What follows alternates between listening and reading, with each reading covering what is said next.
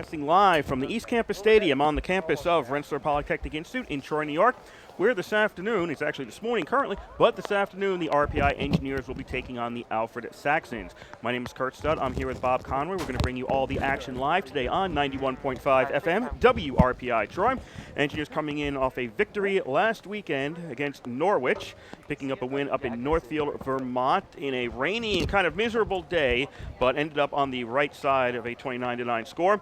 Coming into today's home opener with that 1-0 record up against an Alfred team. It was a tough win last year for RPI against Alfred out in Alfred, New York, but the Engineers able to pull it off thanks to Franks' enormous leg that was able to kick a number of long-range field goals to pick up the win for RPI. Before we get to today's action, we'd like to listen to an interview my comrade Bob Conroy did with RPI Engineer head coach Ralph Isaia. He did that before the game today, so let's give that a listen right now. What did you think about last weekend on both sides of the ball? Well, going into the game, we were kind of hopeful that we knew what our team was all about and how we were going to play. We got through a really good 3 weeks of training camp, but you don't know until you play that first game, until you kick off, until you really know what kind of personality a team has and really what their strengths are going to be from one season to the next. But it was nice to get a win on the road in a challenging atmosphere. Not only weather, but the Corps cadets. That was something kind of special too on the road, and it was a good team win because you saw contributions on all three phases. Tell me a little bit about what we did on offense last week. Well, what we wanted to do is, and this is from recruiting and this is from developing guys the last couple of years, is to run a lot of guys in and out of the lineups. Keep guys fresh throughout not only the course of the game, but the course of a 10-game season. So, we always talk about, 4 factors to winning football teams. One is controlling the line of scrimmage. That's on the offensive, defensive side of the ball. So, being able to run the football, stop the run on defense, pressure the passer on defense, and be able to have our guys stand in the pocket. So, the first thing is controlling the line of scrimmage. The second thing is limiting turnovers, getting turnovers on defense, limiting penalties. And then the fourth thing, and this is one that kind of goes unnoticed at times, it's staying healthy throughout a 4-game schedule, a 10-game schedule. But what we wanted to do is to play a lot of guys, and we think that we're pretty talented at some of the skill positions. So it pays for us to get those guys in the game, get them either carrying the football, catching the football, blocking on the edge, all those things. So staying healthy is a huge thing, and we think we can do that by playing young guys, which is not always easy to do because you have freshmen coming in to a brand new system, brand new atmosphere, brand new environment. They've got to go to class every single day, and they have to study hard. And then also, by the way, learn a new system on offense and defense. So there are huge challenges there, but we think that if we can kind of limit some of the package that they need to know, they can get out there and do some good things for us. The running game. Tell me a little bit about what you did. Well, as you alluded to at the beginning, with a driving rainstorm the entire game, we still wanted to throw the football, and we threw it. I think it was about 24, 25 times. We ran the ball over 50 times as well. So, what we wanted to do is when we got a lead, we wanted to control the clock a little bit more and run the football. That was one of the things that we thought we could do. So, running back by committee, I guess that's what you call it. And we had Austin Amory, we had Matt Lane, Nick Schlotz was carrying the load for us a lot. We had Drummond. Adley, we had a bunch of guys in there, and then Reggie Colas was our all-everything guy, and we threw the ball to him, ran him a little bit, and he was also special on special teams. Were you happy with Avery last week? For the most part, and Jeff and I talked about this, for the most part, we were, I was pleased with his performance. There are some things that he has to learn, and I think after watching film, he needs to learn that he doesn't have to do everything all by himself. He's got a great cast around him. and we talked to him about trying to be more of a point guard than a shooting guard. So using a basketball analogy, he needs to distribute the ball around, get the ball to his playmakers. When he needs to take his shot, he needs to take his shot, but really be a distributor and run the show out there. And from a game management standpoint, I thought he did a really good job of managing the game. He just needs to feel a lot more comfortable that other guys can make plays as well. Alfred, but just talk a little bit about them in general, I guess. Well, I've got to talk to Jim Knowlton because this is the second consecutive playoff team that we're playing against 2 out of the 4 playoff teams from a year ago. So we got to talk about scheduling. But all joking aside, Alfred is a very good football team. They are big, they're fast, they are physical, they're athletic. When you put a team together, this is kind of the mold that you want to look at. These guys, they run fast on defense. They're built on speed on defense.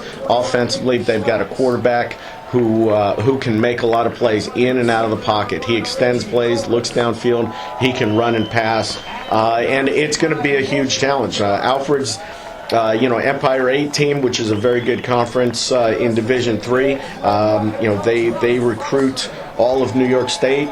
They brought in, I believe, 80 freshmen this past year, which is about double of what we bring in here at Rensselaer. So it's there are challenges. There's certainly challenges, and I know they've got a new head coach. He's been there for a while, but they've done a great job, recruiting and keeping the program going. So Alfred's an 8-3 football team from a year ago, Bob. All right, so they're a very good football team. They're not a team that anyone overlooks by any stretch of the imagination. We're going to have to play our best in order to win.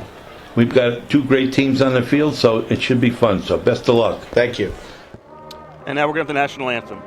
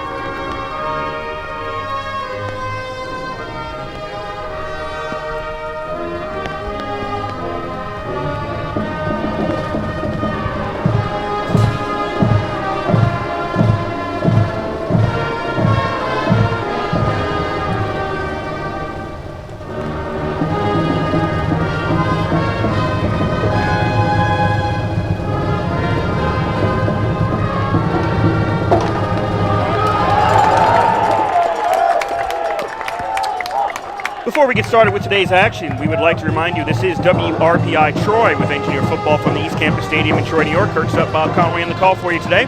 We'd like to thank the Rensselaer Union. They provide the funding for WRPI and all the club-related activity of the Institute, and that includes WRPI's coverage of Engineer football, hockey, and baseball. Also, WRPI is on the World Wide Web. Point your browser to WRPI.org, and you can pick up our broadcast 24 hours a day, 7 days a week.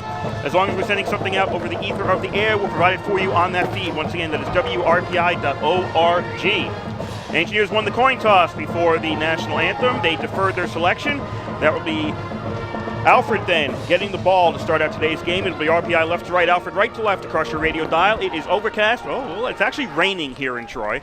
So, goes with the overcast. Rain is coming down. Second game in a row that RPI will be playing at least part of the game, if not all the game today, in the rain. It's about, maybe low 60s here in Troy. Not a particularly wonderful football day for weather, and the crowd right now not very big here at East Campus Stadium. A little better than last week, though, so far. Weather-wise, yes, weather-wise, not crowd-wise. Franks boots the ball away. Alfred will get it, and it's taken about 3 yards deep in the end zone, and the Saxons will just take a knee, and they'll take the ball at the 25-yard line.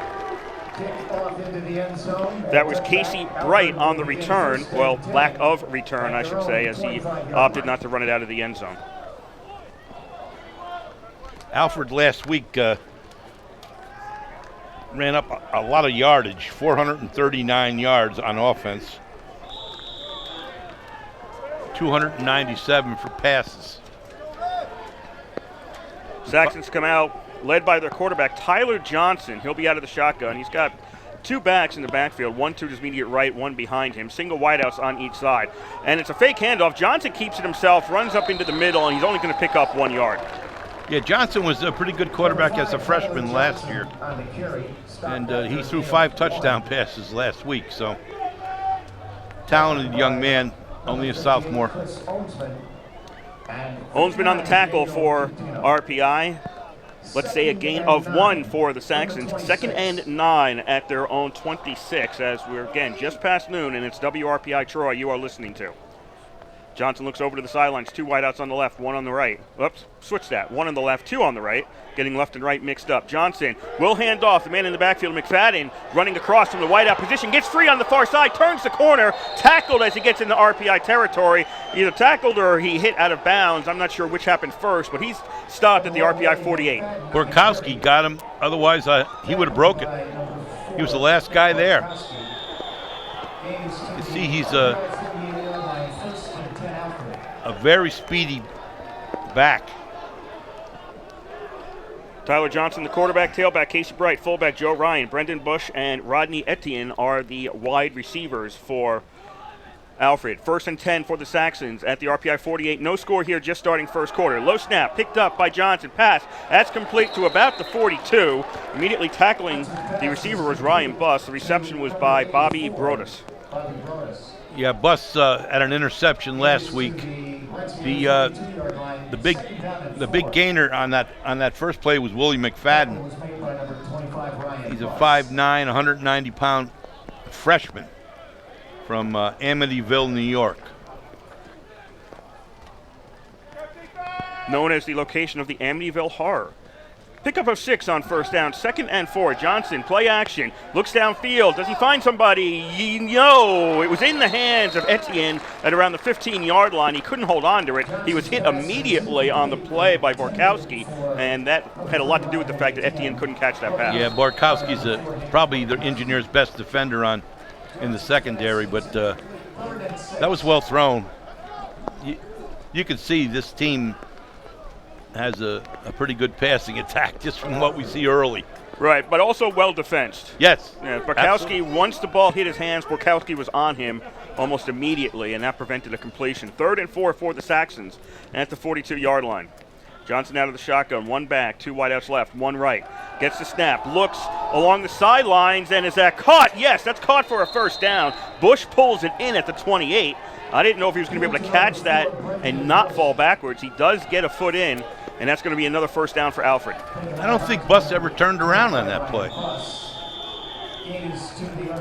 think he was totally facing the defender the whole time. His back to the quarterback. 1st and 10 Alfred at the RPI 28. No score, 12:50 to go here. First quarter in a rainy day here in Troy. Playing on the artificial turf again, which pretty much everybody does. So we won't see a lot of mud, or any mud. First down, Johnson throws. That's complete to the 25. Forced forward and to the 19. Close to a first down. A Bush reception there. And Alfred's moving the ball very well to start out today's game. They are. Number 26, Brad Gahagan on the tackle for the Engineers.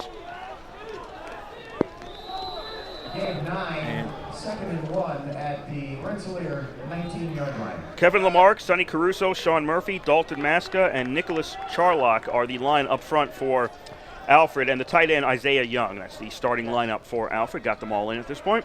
2nd and 1, gain of 9 on that completion. Johnson out of the shotgun. In the backfield with him is Casey Bright.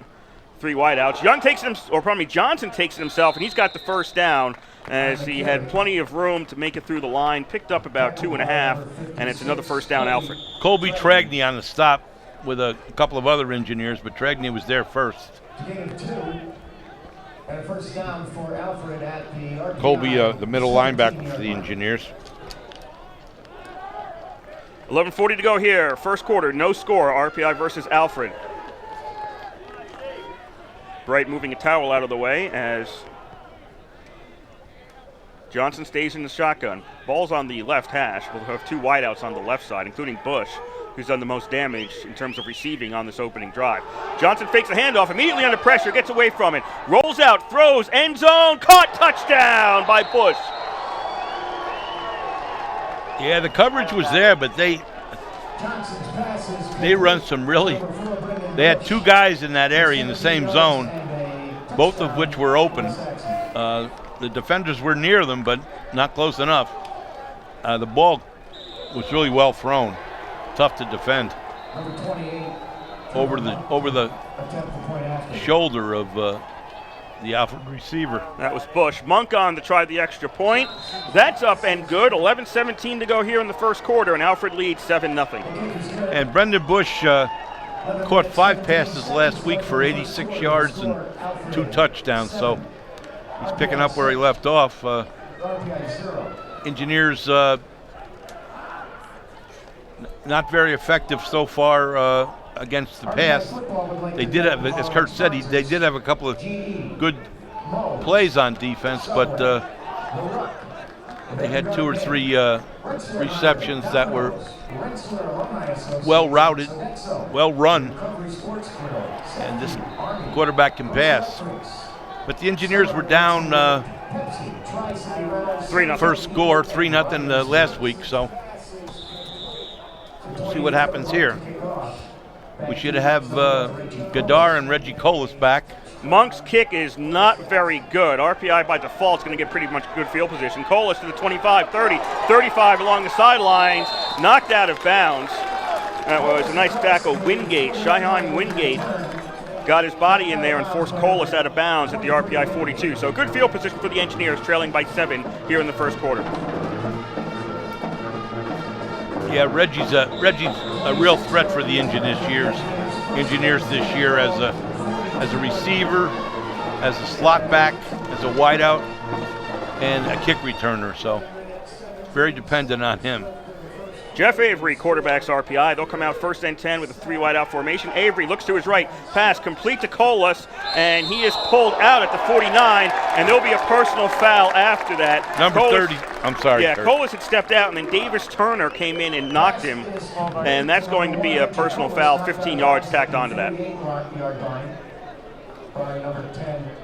Yeah, I was going to say Turner is a senior linebacker, 6'3", from South Glens Falls, New York. Big penalty here. 15-yarder. That's Rich Chiampa, the referee for today's game, making the signal. What happened was, Colas had stepped out. The first defender had grabbed him, forced him to step out of bounds, and at that point, the play was basically dead, and then Turner came in and just hit Colas right along the sidelines. Yes, he was close to the sidelines, but clearly the play was over with. First and 10, Engineers at the 34, batted away. Pass by Avery was batted away. Bacon got a hand on that and knocked it down.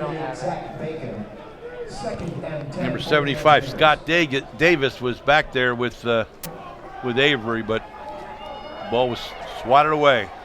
Second and 10 at the 36. Engineers trail 7-0 here in the first quarter. RPI looked like they were about to snap the ball. Now they'll look. Back deep for the Engineers, number 1, Reggie Colas. Tyler Johnson was 6 for 12 for 56 yards. Not a good kick by Monk on the kickoff. Taken at the 20-yard line. Colas, 25, into the middle of the field. 30, tries to turn the corner along the right sideline. 45, he's pushed out at the 47. Nice run again by Reggie. Nice job by the special teams lineman. Perkins forced him out at the 47. Engineers have been starting out with very good field position today. Avery was 2 for 10 in the first quarter.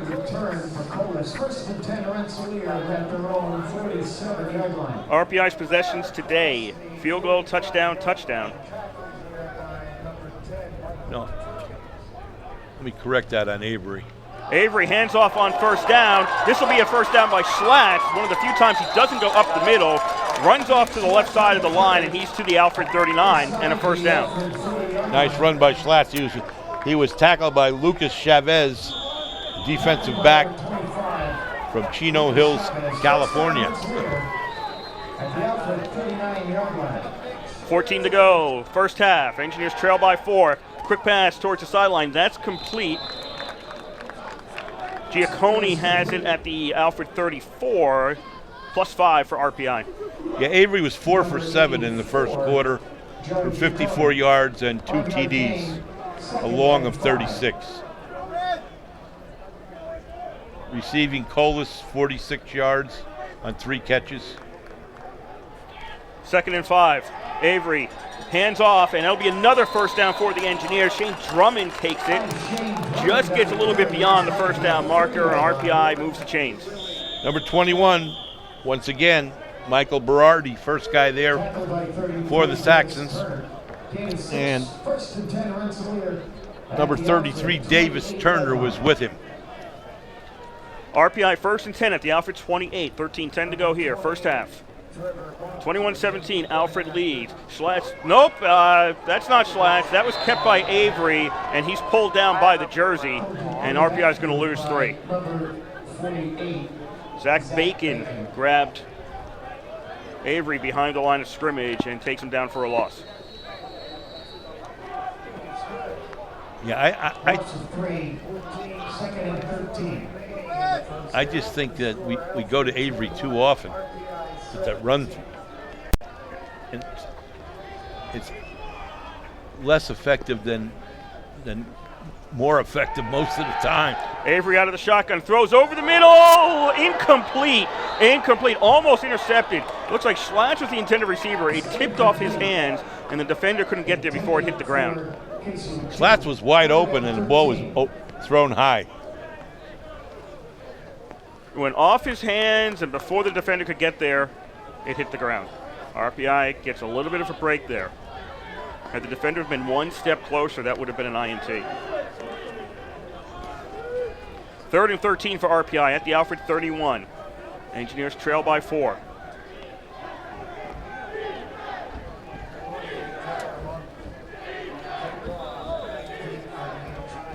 Avery looks downfield, gets away from some pressure, runs with the ball, but now he's stopped well short of a first down. He got back to the original line of scrimmage for this series of downs, and it'll be 4th down RPI at the Alfred 28. This will be a 45-yard field goal attempt by Franks. He is coming out onto the field. Yep, he's out there. For the Engineers, Andrew Franks into a field goal. We watched him trying to kick a 65-yarder before the game. He fell a little short on that. It's on the left hash mark for Franks. It's a 45-yard attempt. Snap spot, kick is up, and that's going to miss. Misses to the left, no good. Score remains Alfred 21, RPI 17. We have an injured RPI player on the field as well.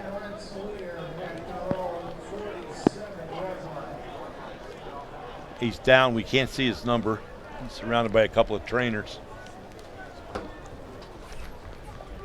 Coach Iserny is out talking to 3 referees. 3 officials, I'm sorry.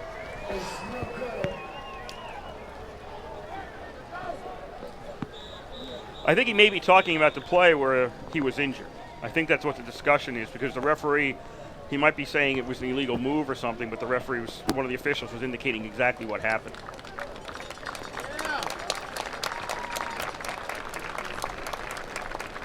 Is that Berryhill? Or Jay Ishkanich? 73 or 72. I thought it was 73. That's which is Ishkanich. Ishkanich. And he's all league. If he's hurt, that's a big loss. But last week the Engineers played probably 11 down linemen. Alfred takes over at the 28. That was the line of scrimmage. First down throw was intended, and intended is using it in its broadest term for Etienne, but it was well underthrown, and only RPI defenders were near that pass. Yeah, that was way short. Etienne ran a good route, though.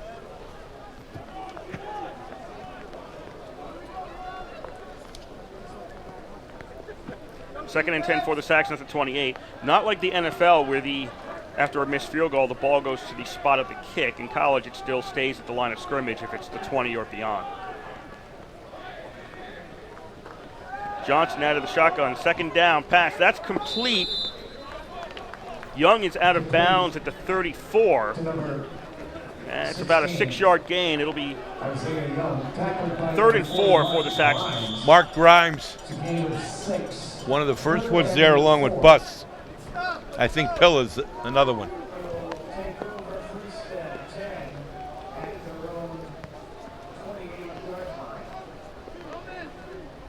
Alfred moving some players around, 15 seconds to go on the play clock. Saxons lead by 4.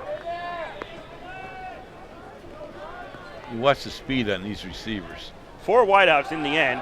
Oops, Johnson's under a lot of pressure, still under pressure, rolling back, he's at the 10, now puts the ball up towards the sidelines, and it's out of bounds, incomplete. Young on the sidelines, there's a flag near where Young was. He was, let's call him the intended receiver on that play. I think there was offensive interference on the receiver. Young was complaining about something, and the flag is where Young was, near where the ball was.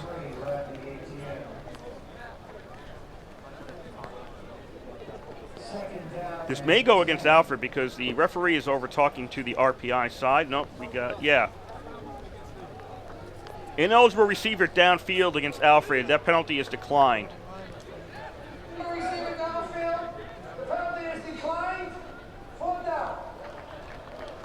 It will be 4th and 4 for Alfred at their own 38 as RPI declines the penalty. Okay. 14, Ryan McDonald into punt. Gadar back there with is by himself. McDonald to kick for Alfred. He's got to do better than last time, which was a -1. This one does better. Gadar takes it, and he signaled fair catch, so RPI has it in between the 38-39 on their side. 10:49 to go here, first half. Alfred leads 21-17. And there's 10 minutes and 49 seconds to go in the first half. You're listening to Rensselaer football on 95.5. 91.5. 90. You got me all confused. I'm not confusing you at all. 91.5 WRPI Troy. They'll call it the 39. We're not 95. First and 10, RPI at the 39. Their own 39. Down by 4. Avery fakes a handoff. Now he's going to put the ball up in the air. Throw incomplete. Hogan got a hand on it as he was diving near the 30, but he couldn't grab it. Yeah, nice route by Hogan and good coverage. Second down and 10. He just missed it. He got his hands on it, but couldn't hold it.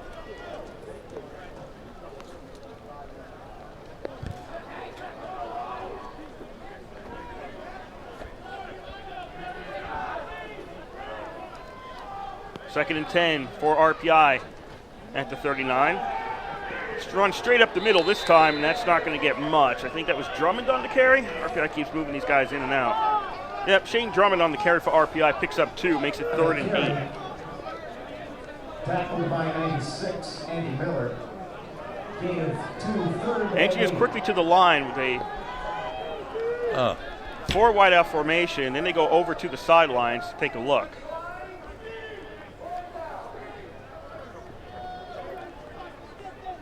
Now they're set again. Single back.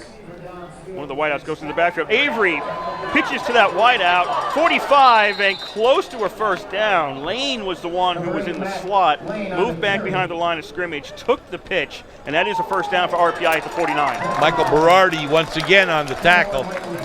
That was a nice timed pitch. And he just made the first down. First and 10 for the Engineers.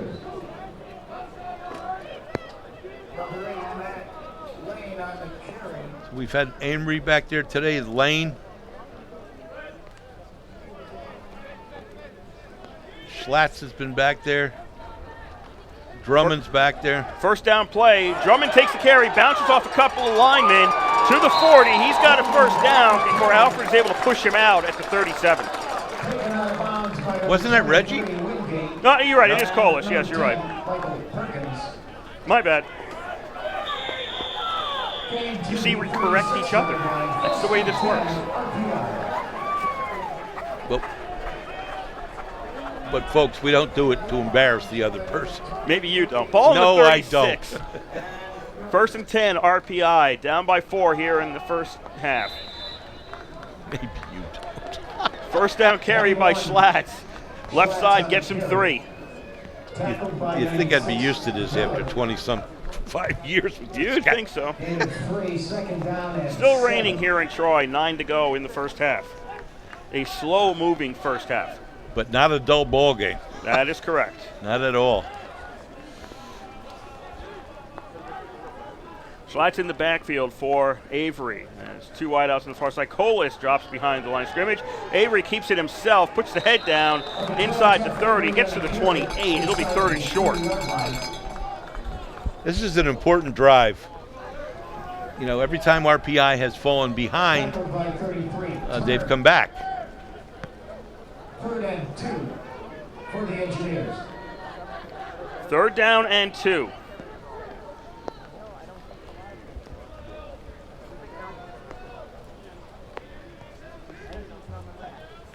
Single wideouts each side, men in the slot each side, and Schlatt's in the backfield for RPI. Schlatt takes the carry, goes straight ahead. His forward progress had him near the 26, which is where they had to get for the first down. He might be a little bit short. I think they're signaling 4th down now. Yeah. Well, that spot's got to be better. Okay, that's more like it. I don't think he got the 26, though. That's where he had to go. Well, you know what? He got the 26, and it's first down. Referee comes in, eyeballs it, signals first down. That's an important one for momentum's sake.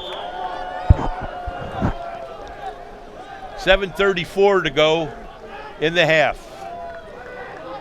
Alfred leads at 21-17. Ball in the 36 for the Engineers, 1st and 10 on the Alfred side of the field.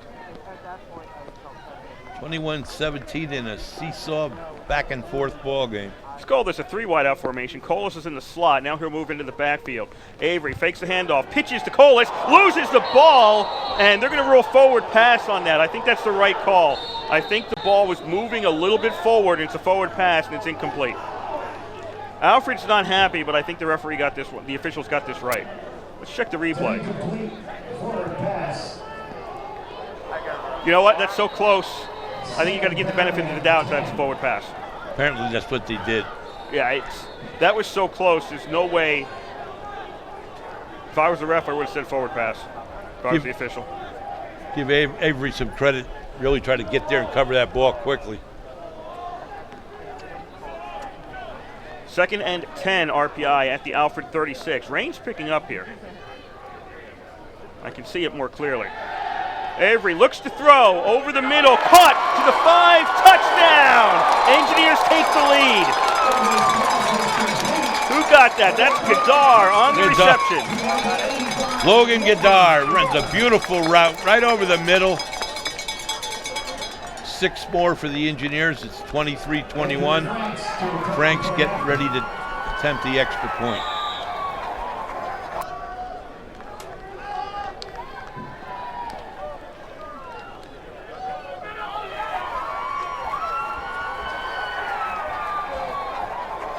Snap, spot, kick is up, and the kick is more than good. It rolls into the other field where some students are playing a game.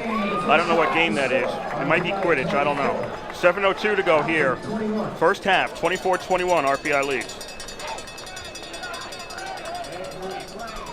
Well, if you like offense, you've enjoyed this first half, folks. Again, you're listening to 91.5 WRPI Troy. 1 p.m. Come on out, show your support. And the men's soccer team takes on Skidmore College right here at ECAS. Now, when I gave the schedule a little bit earlier, I should have pointed out that the first Liberty League game is that Transit Trophy game, the night game on September 27th. The league, as usual, is very tough. There's not too many easy ones, if any, on the schedule. Well, the favorite this year is Hobart. Yes. They are nationally ranked. They picked Springfield for number 2, the coaches did, but they lost their first games. Franks' kick stopped at the 5 and down at the 17. Not much of a chance there. Shaquille Muscadin on the return got to the 17. It was just a Let me see who got solo it. tackle at the 17. I think it was. Will start 1st and 10 at their own 18-yard line. I think it was Brown. It's 1 o'clock here in the Eastern Time Zone. Time to remind you, you are listening to WRPI Troy with Engineer Football from the East Campus Stadium in Troy, New York. Kurt Stubb, Bob Conway on the call for you. 24-21, RPI leads here with 6:57 to go in the first half. Right on first down for Alfred, runs up the middle, and he'll get forward to the 22. 20-yard line. Tackled by number 41. As Alfred is looking to regain the very early and easy footing they had as they scored quite easily on their first 2 drives of this game to open up a 14-3 lead. And since then it's been a dogfight and it's been tough. The next 4 possessions for Alfred, 3 have resulted in no scores, only 1 touchdown after that. Joe Gotti was in on that tackle, by the way.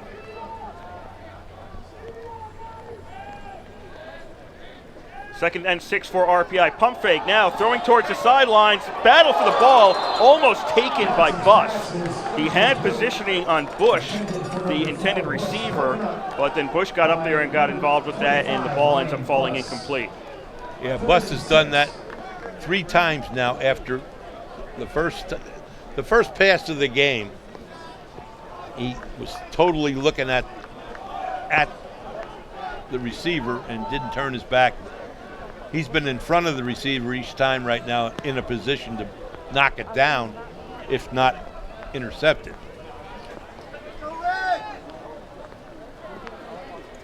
Third and 6 for Alfred.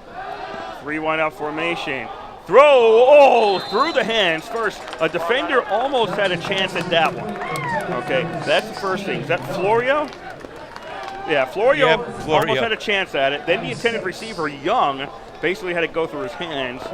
Yep, goes right through Young, and then it falls incomplete on 3rd down. So Alfred sends out the punt team, which has been having its issues today.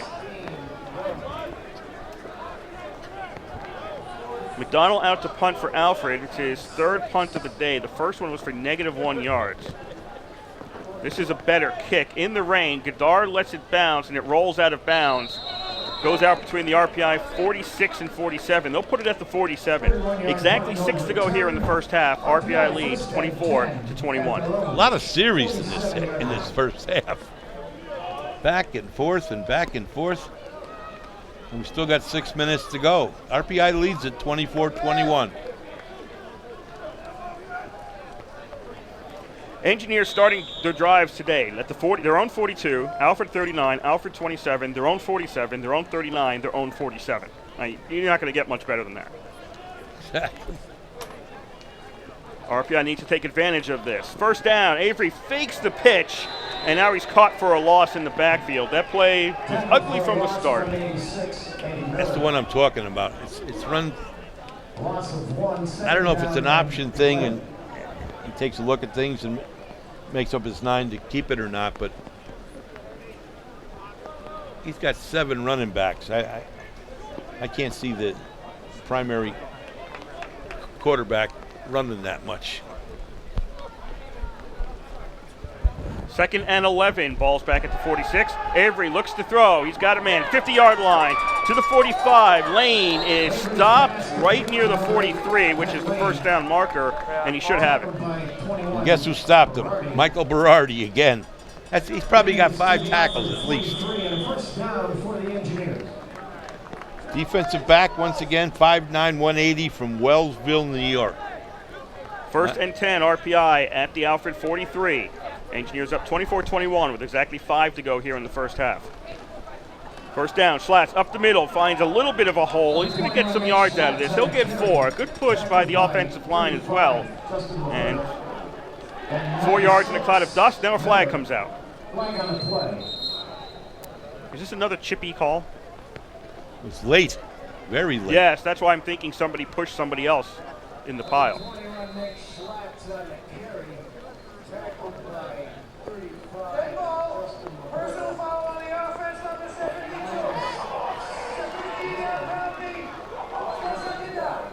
It was on Berryhill?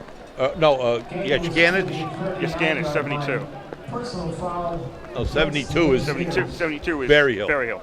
We'll move the ball back to the RPI 46-yard line. That is a dead ball foul, so RPI gets the yards, and then they lose 15, and they don't get the down back. It was dead ball. It is now second down. So it was 1st and 10 on the 43. Now it's going to be 2nd and 21. Back at the RPI 46. Avery fakes the handoff on play action, throws the ball, incomplete. Looks like Hogan was the intended receiver, cutting across the middle around the Alfred 40, but the ball wasn't near him. Right. Ball was not thrown that well that time. 3rd and 21. Hogan runs very quick routes. He can stop on a dime and go the other way. 3rd and 21 for RPI at their own 46. I'm trying. I'm finding he's under the red cover. I'm finding. 4 wide out formation. Avery keeps it short. Slats has it to the 50, to the 45. Now runs into some trouble, and he's down at the Alfred 41. 21, Berardi gains to the Alfred. Fourth down, right? Yeah, 4th down for RPI and 8. It's 4th and 8 at the 41. They'll send out Franks for a punt this time. Yeah, I think so. Yes, they did. It would be a 58-yard attempt, but Not only that, they get the ball there, right? If he missed it? yeah, or they'd get it at the 41. Yes. So Frank's looking to punt. This would be the first time today RPI punts, if this actually happens. Brodas is back deep for Alfred. Franks kicks one high, looking for the hang time. Alfred's going to let this bounce. Brodas wants everybody to run away from it, and it's downed by RPI at the 21. Frank's punt is down at the Alfred. 3:35 to go in the first half. RPI leads Alfred 24-21. And a very good ball game. Very, very good ball game.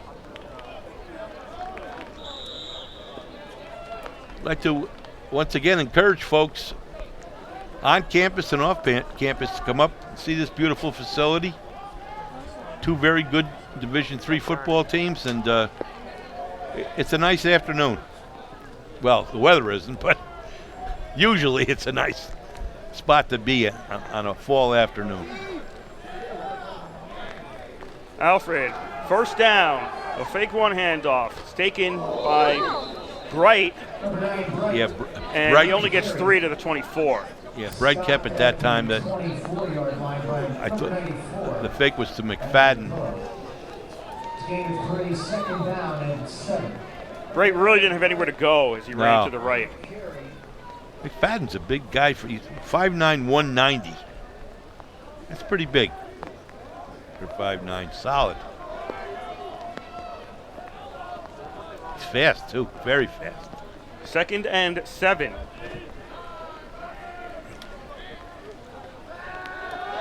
Johnson fakes another handoff, turns around, throws. That's complete, out to the 45, almost at the 45. Is that Young, Isaiah Young on the catch? I can't see the number. Looks like a 16 to me. It is Isaiah Young on the catch. Yes, it is. 2:40 to go here in the first half. 24-21, RPI leads. Alfred has it 1st and 10 at their own 45. Those new numbers are different looking, aren't they? For which side, RPI or Alfred? Yeah, RPI. I don't like RPI's numbers at all, and I hate the fact there's no TV numbers. Johnson doesn't pitch on the option play, or he didn't think Bright was where he's supposed to be. Johnson takes it himself for 2. Number 34 for the Engineers, Greg Hebert, outside linebacker. 2nd down and 7. Greg's a sophomore, 6'4", 220 for Lewisburg, Massachusetts.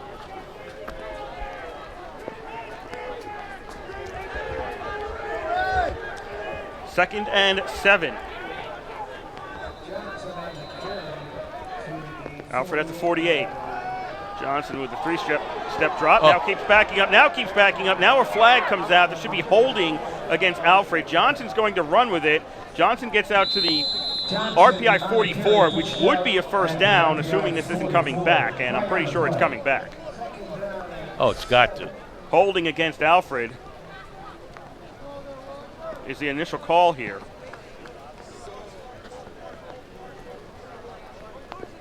All the officials are looking towards the Alfred side of the field. That's a pretty clear indication it's going back.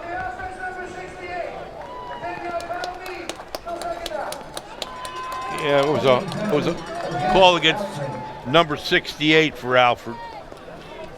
That is Sonny Caruso, offensive lineman, 320 pounds, 6'2", from Rome, New York. 2nd down and 17. 2nd and 17. Scoreboard says 3rd down. It's 2nd down, I'm pretty sure. Alfred's back on their own 38. 1:33 to go in the half. Johnson keeps it himself, runs straight ahead to the 40. Now the scoreboard changed it down correctly. Now it'll go to 3rd down, as Alfred has 3rd and 15 at their own 40. Number 93 for the Engineers, Connor McCrum on that play. RPI looks like they're taking a timeout. Yep. Timeout. RPI. Now they're looking to get on the board once more, I guess. They're trying to. So both teams have burned a timeout in this half. 1:21 to go in the first half. RPI leading Alfred 24-21.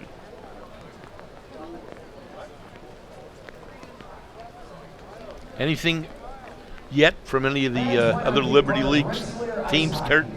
Not a lot of teams. There's some later starts among the Liberty League. Oh, yeah, this is an early start, I forgot.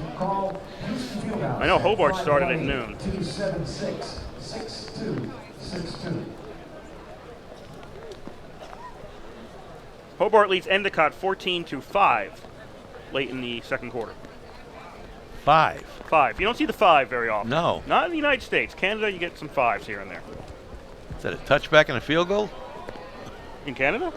Oh, no. Yes, sir. Oh, here, safety and a field goal. Yes. But safety and a field goal. 5.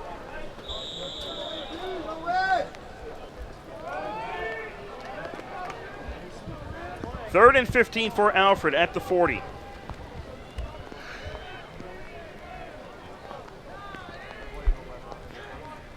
Four wide receiver formation. Johnson drops back. Looks like he's under some pressure. Now pitches the ball off. And that's to the 50. Breaking a couple of tackles. Getting a first down is Bright. And Bright has got the first down. The shovel pass works for Alfred. He's to the 35. Good call, but that should have been picked up. Well, that was desperation. Yes. I mean, he had 3 guys had a shot at him. Bright came out of the backfield and kind of got lost in the middle of the field. And that's RPI didn't pick up on him. First down throw to the far corner. Incomplete. Well defensed by Lanieri, who was actually in a better position to catch the ball. I thought he was going to catch. I did too, but the defender got in the way. He got an arm in there, and that prevented the catch. Number 31. Philip Lanieri in third. Incompletion stops the clock. 48.6 seconds left in this first half. RPI up by 3. Alfred looking to take the lead as they go into the locker room.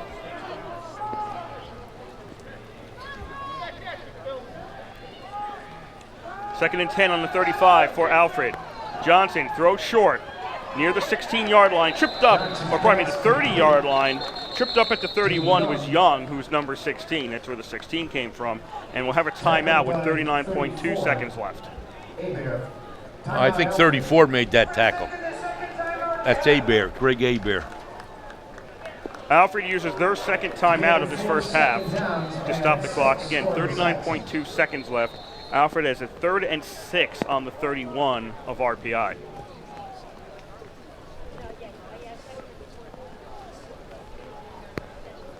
I don't know what kind of range Alfred's kicker has got. We haven't seen that yet. Let's take a look. Let's go out on a limb and say it's less than Frank's. pretty safe bet. You don't see the likes of Franks very much in Division III. The one person I think who had as strong a leg as Franks, remember Jeff Troy from Merchant Marine? Yes.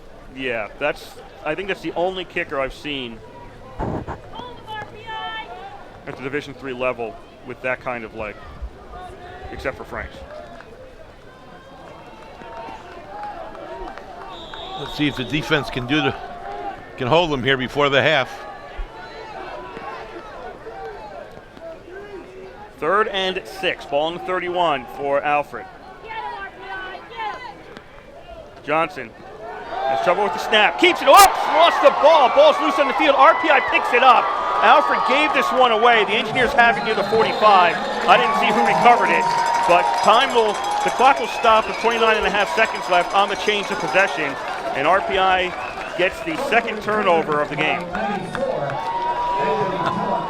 I think Pilla got the ball. Yeah, Johnson was claiming he had it at the end, probably when they were unpiling.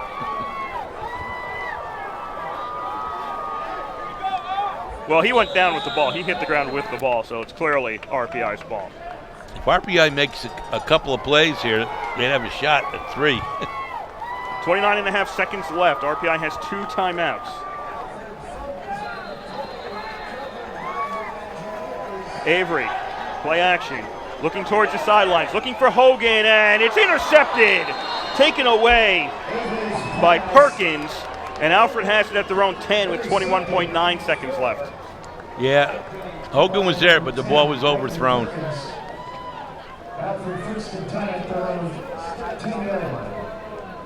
So that's an 8-second drive by RPI.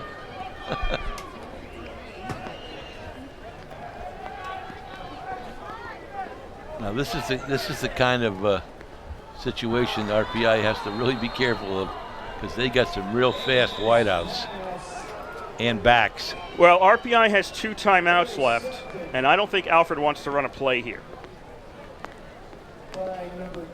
They'll move in tight and take a knee. I mean, obviously, RPI can stop the ball, stop the clock twice, but then Alfred would run it out anyway. RPI is going to not use those timeouts. Everybody stays on the field to keep honest, but time is going to run down on this first half, and they'll go into the locker room with RPI leading 24-21 over Alfred. There you go. First half is over with. And we remind you you're listening to Rensselaer Football on 91.5 WRPI Troy. Back and forth first half. You know what? We can look at the first half, the changing of the momentum. Alfred got the onside kick up 14-3. That was a big one. And you're thinking, if they put it in now, it's 21-3, but RPI stops them, gets the ball back on a very bad punt, and then puts a score up. And right there is your Alfred could have taken control of the game, but it swung the other way, and RPI came out with a touchdown, then another one to take the lead at that point. And RPI currently has the lead at the moment. Which shows you a lot about RPI. You know, they're down, and it's just like the team last year. This team is better than last year's, but even last year's team, which was 5-5 with about 2 minutes of practice for the season before it started, they never quit in any game last year. Any game. And I think the only game we really got out of the second half was Hobart. And the first half, there was a turnover, a key turnover right before the half. Otherwise, RPI psychologically, I think, would have been in a pretty good position to start that second half. But rest of the year, they were in every game and never quit. And they won the Dutchman shoes, and that was a big one. So we're going to take a break here. We're going to run you down with the Liberty League highlights from last weekend, courtesy of In the Huddle. And then we'll be back for the second half. The score here after one half of play in Troy, it is RPI 21 and RPI 24, Alfred 21. And you're listening to live coverage of Engineer Football on 91.5 FM, WRPI Troy.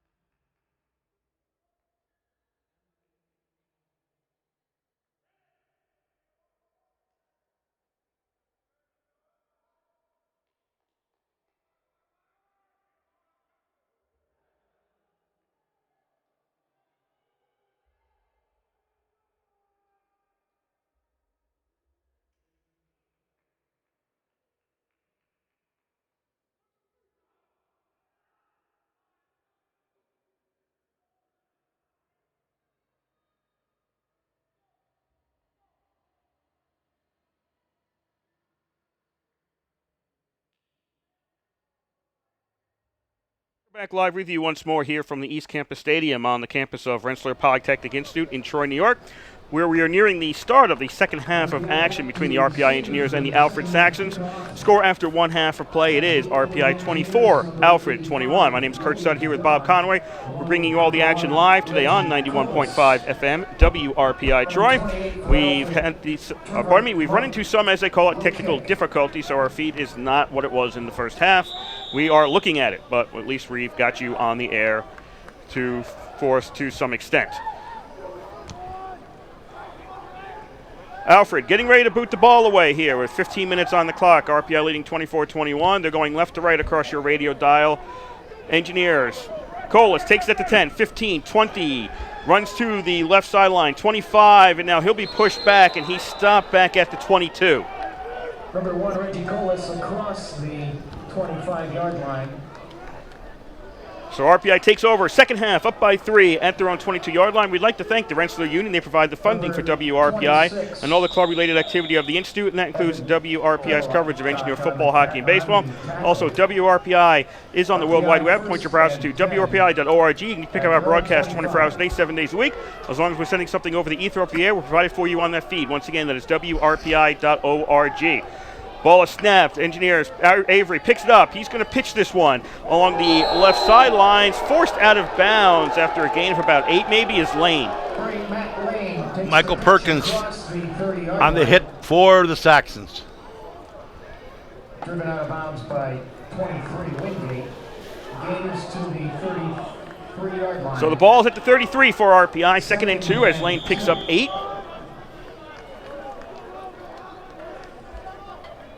Engineers 2 wideouts to the left, 1 to the right. They'll drop a man back into the backfield. Avery fakes the handoff, looks to throw along the sidelines. Lane couldn't get a handle on it. It was almost picked off along the sidelines by Berardi, but it goes incomplete. Yeah, Berardi's all over the field. First half, he had a heck of a first half. In fact, let me look at if he's involved in the stats. Yeah, he led the team. 5 unassisted tackles and 1 assisted for 6 total. Michael Berardi. 3rd down and 2 for RPI. Schlatt takes it straight up the middle, along the hash mark, and he's got a first down as he makes it to the 38. Nice job by the O-line as well. And number 37, Corey Wallace. Number 35 and number 37, both for Alfred in on that tackle. Corey Wallace. 35 is Justin Liberta. 37, Wallace. 1st and 10, RPI at their own 38-yard line. Engineers give the Schlats again from Avery, and he's going to be stopped at the 40, only gains 2. 47, once again, in on the tackle. Zach Brinkley, and along with 41, Brendan Tierney. Zach Brinkley, gain of 2. 2nd down and 8.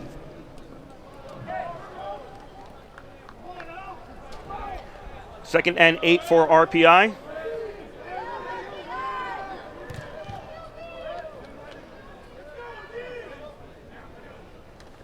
Avery on the option play, gives to Colas. 40, Colas, sidelines, 45, forced out after a first down at the Alfred 46. Forced out by number 35, Justin Liberta. I didn't get the number, but somebody threw a great block on that sweep. I think it was a backfield guy. It might have been number 8 for the Engineers, Matt Lane. Big block. 1st and 10, RPI on Alfred's side of the field, up by 3 here in the second half. Just starting out the second half, Engineers will push forward for 3 on that first down carry. Schlats taking the ball for the Engineers. 92 for Alfred Keith Carrington. He is a defensive lineman, 6 foot 275 from Queens Village, New York, and he's a senior. RPI staying on the ground so far in this second half. 2nd down and 7. The give is to Who's got it this time? Amory on the carry, trying to run off the left side of the line. Stopped at the 41, and the Engineers are looking at third down. Number 33, Davis Turner, and 96, Andy Miller on the stop for the Saxons. 41-yard line.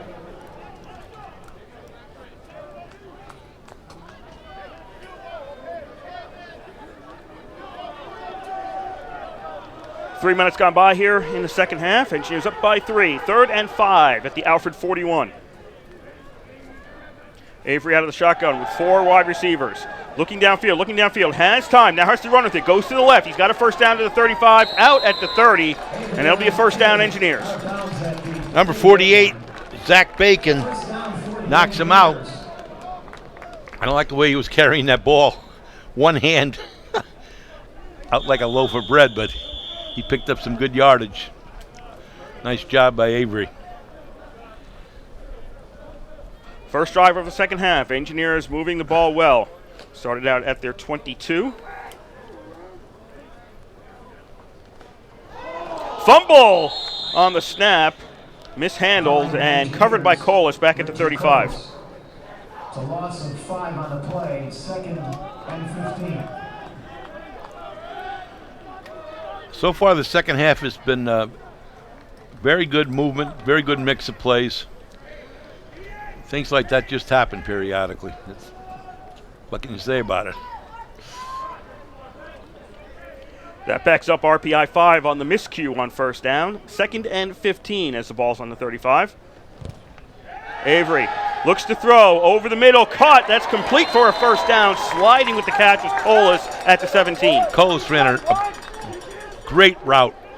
He is so fast. He did a complete circle, went around the right side tight end, kind of wide, and then came over to midfield, up quite a bit up the field from where we were. 10:35 to go here. Third quarter, 24-21, RPI leads. They are driving. 1st and 10 at the Alfred 17. Avery on the option. He'll pitch to Colas. He pulls it down. 15. Colas is out at the 13. Number 33 for Alfred, Davis Turner again on the tackle.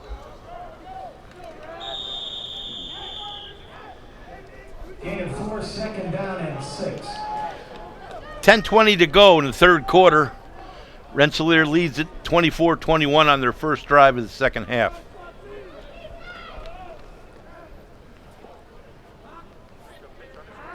Second and 6 at the 13. Yeah, that's right. 5 gone by. Avery alone in the backfield. Looking left. Nothing there. Starts to roll out to the right. Looks downfield. Now he's going to keep the ball, and he's stopped at the 11. Gets 2 to make it 3rd and 4. Everybody covered well. Tackled by 96 Miller and 35 Roberta. Tucked it under the arm and put his head down. 3rd and 4. 3rd down and 4. It's a big down. Avery on the option. He'll pitch. Lane has it. Lane stays on his feet. He's got a first down. He's out at the 7. Needed to get near the 8. Well, actually, he needed to get near the 7, but I think he's got the first down. I think so, too. Berardi, the defender over there, he's all over the field. He was the man on the knocked him out. 1st and goal, RPI at the 7. 9:15 to go here, third quarter. RPI leads 24-21 over Alfred.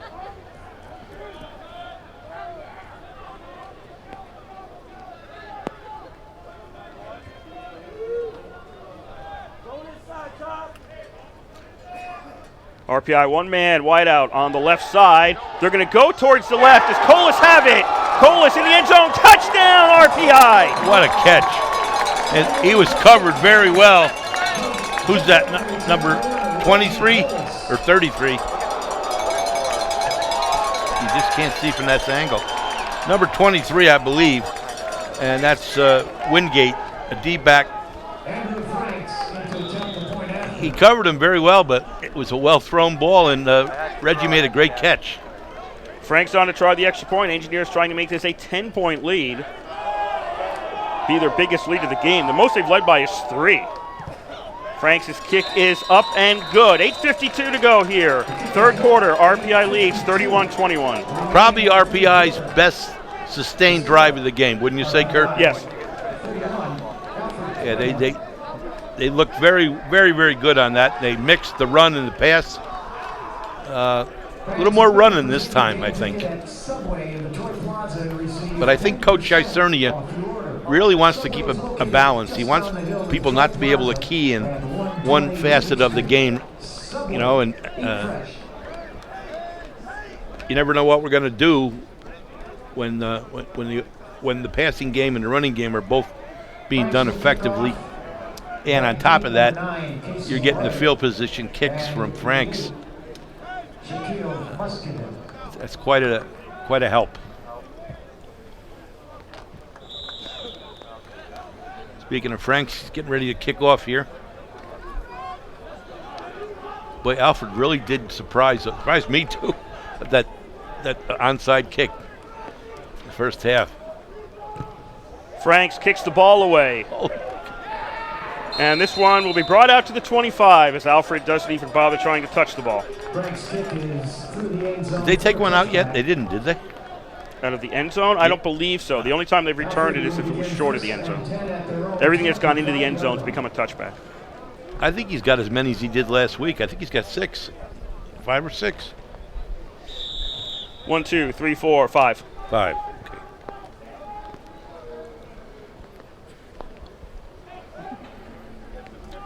Saxons trail by 10 with 8:52 to go here. Quarter number 3. See if the defense made some adjustments at halftime. They did after the first quarter, I can say that. Uh-oh. Johnson keeps it himself.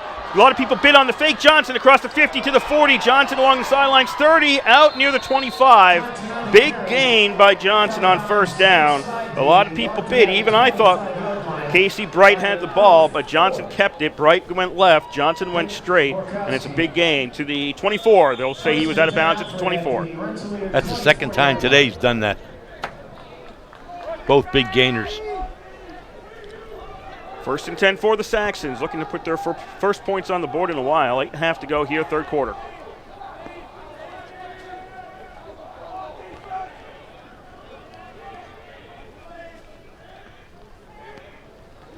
Johnson gives to McFadden, cutting the behind from the far side, and McFadden gets across the 20, makes it to almost the 19. Credit him for 5 on that play. Brandon Cook, first guy there for the Engineers. Gain of 5, second down and 5.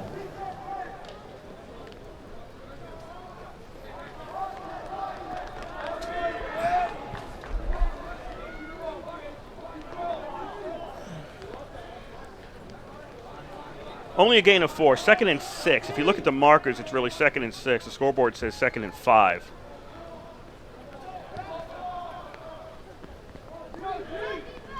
Johnson with McFadden coming behind. This time he doesn't hand off to McFadden, keeps it himself, puts his head down, and finds himself at the 17 before he stopped. After a short gain by Borkowski and Kobe Tragney stood him up.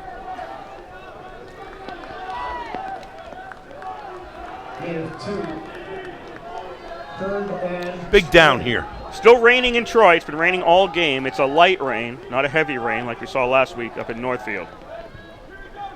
3rd and 3 for the Saxons at the RPI 17.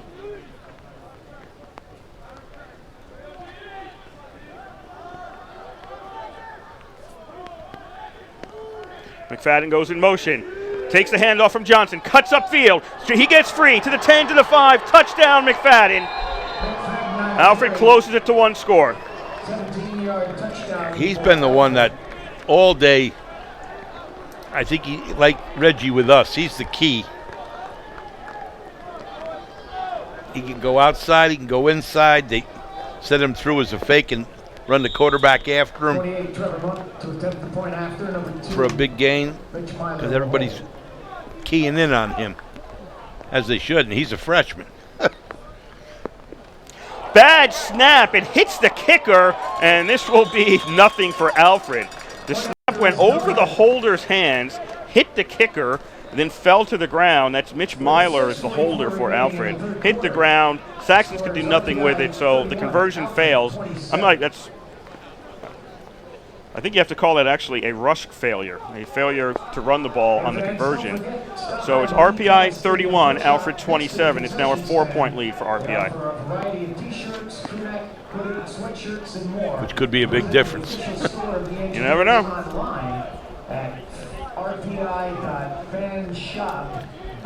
Well, RPI basically gave up one big play and it cost them. Johnson's run.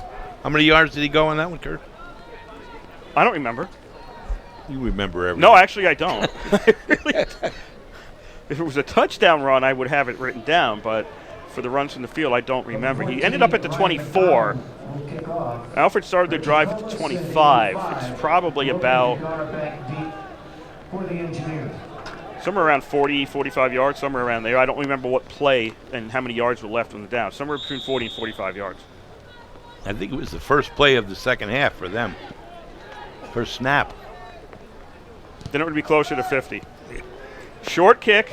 Colas takes it at the 15, 20, 25. Colas evades one man, evades a couple more, but then finally man number 4 grabs him and stops him at the 32. Engineers start out there.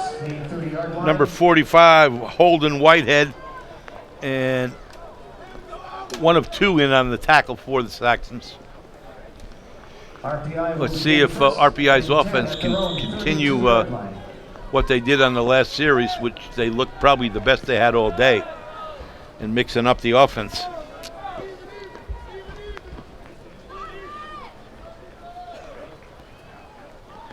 First and 10 at the 32. Straight up the middle, and not much there. Maybe about 2 for Drummond. Yeah, Drummond hadn't much room at all.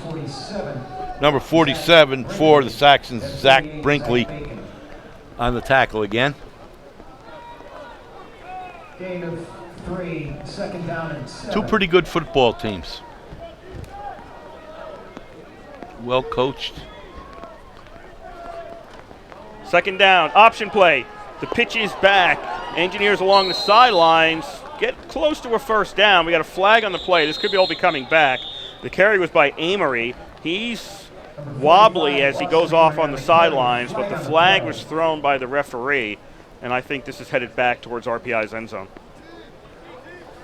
Wingate in on the tackle for Alfred.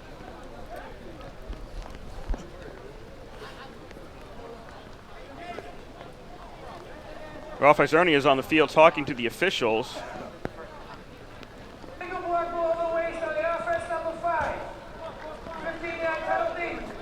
Drummond, illegal block. It's an illegal block below the waist against Drummond. That's a minus 15. Penalty against the Engineers for an illegal block.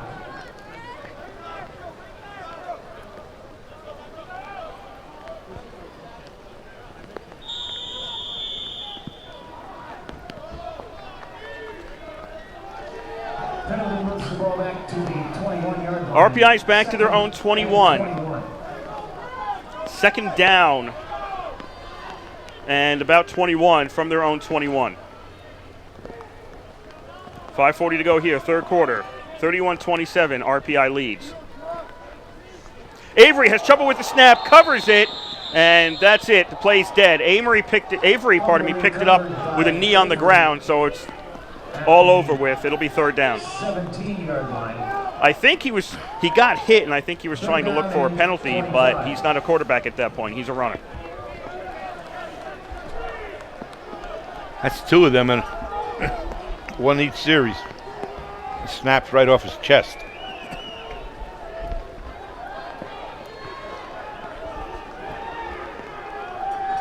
Rain starting to pick up a little bit in Troy. It's been raining all game.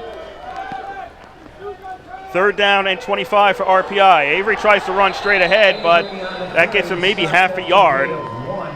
Alfred had 4 guys rushing all around Avery, and the Engineers will be sending out the punt team. I don't understand that call at all. Fourth and 24 for the Engineers. Andrew Frank on the punt. Back deep. They got so many weapons out there. 4, Bobby Rose. Frank's out to punt. He's back at his own 4. Line of scrimmage is the 18. High snap. Franks runs to the right. Now he'll boot the ball. Fair catch signaled by Alfred and taken at the 37. Going down to one knee was Brodus. Had a little bit of trouble with that, but he holds on to the ball, and Alfred has it at their own 37. 4:16 to go here, third quarter. RPI leads 31-27. At their own 36-yard line. Yeah, now the offense looked just the opposite on that series as they did the one before it. Didn't look well. That was the worst series of the day so far.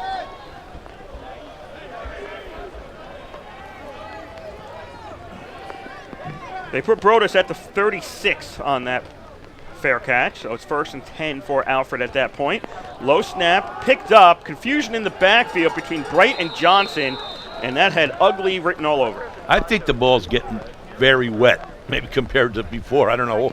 Well, it is raining heavier right now. I mean, you can really, before I had trouble seeing the rain, now I have no problem looking out the window and seeing the rain. There's too many guys coughing up the ball now that I don't think it's a coincidence. That's a loss of 1 on that play. I mean, it was ugly. Alfred's kind of lucky to only lose 1.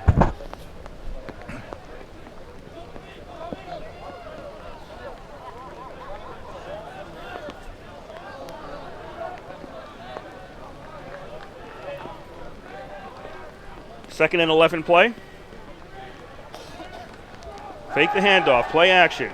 Johnson looking downfield, he's got nobody open, rolls to his right, still looking downfield. Now he's going to tuck the ball away, run for it, and he's out at the 44. Field judge threw his hat, probably because of receiver running out of bounds, but it's not going to matter. It was a rushing play. Buss and Gahagan forced him out. 9 on the play, 3rd and 2. They gained 9 on that play, though. It's pretty good. So 3rd and 2 for Alfred at their own 44. We seem to, on quarterback keepers, we seem to have one side of the field with hardly anybody rushing when that happens. 3rd down play, trouble with the snap again. McFadden takes it, tries to turn the corner to the left, and he stopped at the 40. Not this time. He never had an opportunity to turn upfield and actually loses 4 yards. Is that Borkowski? Let's see. Number 4. Watching the replay, Yes. you can see McFadden ran across the 40-yard line all the way across the field and never had a chance to turn right, which would be upfield for him. Now, Barkowski's a D-back. That's how quick he is. This guy is not slow. McFadden. He got there before he made the turn. McDonald boots the ball away. Bounces. RPI. Oh! Goddard grabs it while it was bouncing around. He'll hold on to it, and he stopped at the 25. That was not a wise decision. No. Not in the rain, not with the ball bouncing like that, but he gets away with it. Wow. 2:16 to go, third quarter. RPI leads 31-27 over Alfred, and you are listening to WRPI Troy with Engineer Football from the East Campus Stadium. Kurt Bob Conway on the call for you. Our understanding is that our feed is back to normal right now. Hopefully that will last for the rest of the game.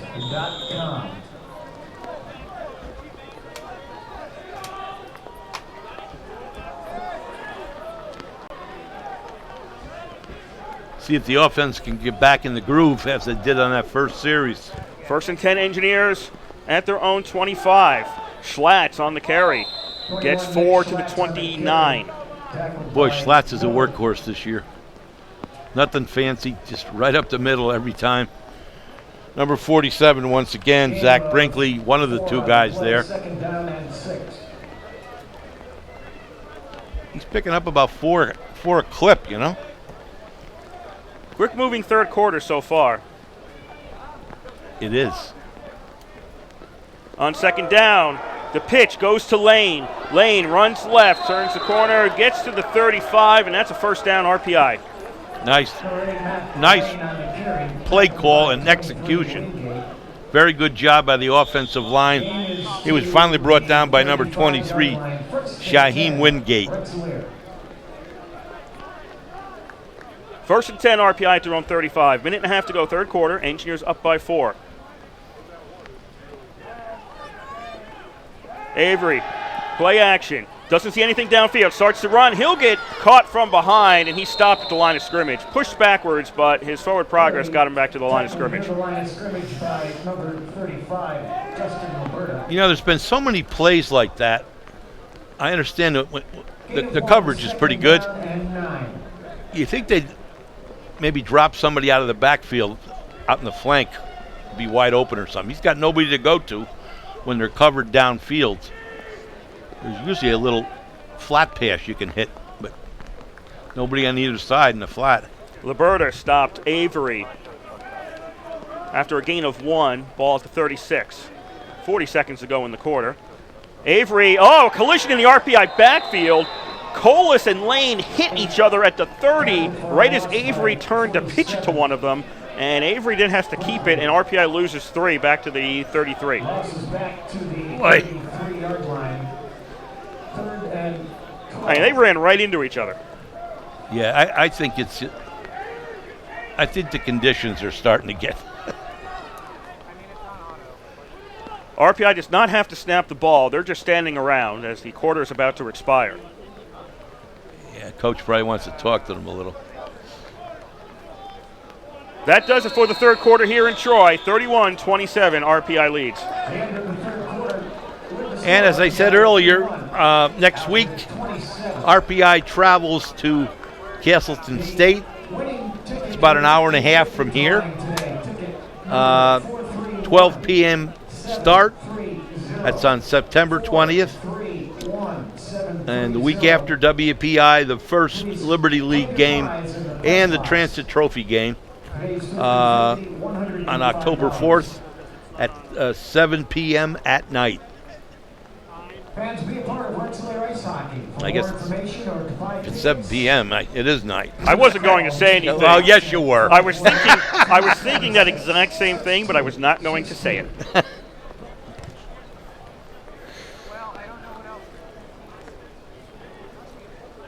It's a rainy day in Troy. It's in the maybe low 60s, somewhere around there. Does things seem slow to you right now? Not the clock, just on the field and the crowd and. Well, the crowd. It's just. I mean, it's a rainy day. A lot of people. It's rainy out. You don't show up for a football game. It's like quiet, you know. The atmosphere isn't really what you're looking for the first game of the season. I'll get to that in a moment. Fourth quarter, RPI left to right. Alfred right to left across your radio dial. Avery back to throw on about 3rd and 12. Downfield, the defender nicely defended. Nice work on defense there by Perkins. Number 10, Michael Perkins, did a great job. He knocked that ball away. It goes incomplete. He never let I don't know for certain. Was that Hogan? Was it Hogan or? Let's see the rerun. He'll get up over here. Nope. Hogan or Goddard. One of the two was the intended receiver. I'm not sure which one. I think it was Hogan. But Perkins was in his right position perfectly the whole time, and then that's knocked the ball away. RPI now. Time of possession, 24:05 to 20:55. RPI getting ready to punt on 4th and 12 as we are early in the fourth quarter. Engineers up by 4. Franks' kick is good. Oh, look at this. They'll let this one bounce, and it goes out of bounds inside the 10. He's unbelievable. Brodus, the return man, he was near the side, and probably his best bet at that point was to grab it, and if you can't grab it, push it out of bounds. Yeah, because this could be real wet. That's probably, I think, what he should have done. He should have reached out with his hands to grab it, and as he's doing it, pushed the ball out of bounds, and nobody gets it. And instead it goes back probably another 15 yards. So Alfred takes the ball at their own 7, trailing by 4 with 14:43 to go in the game.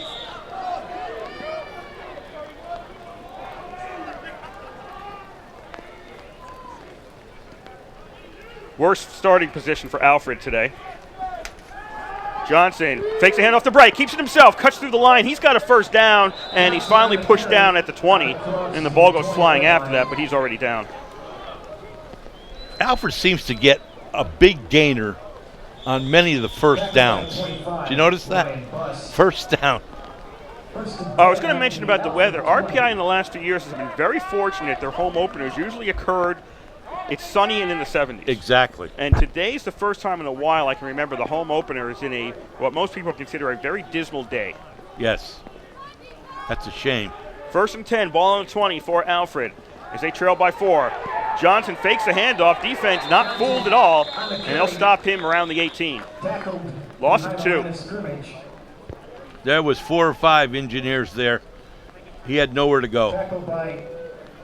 Well, I guess they given Pilla gets first guy there. But there was about 4 of them.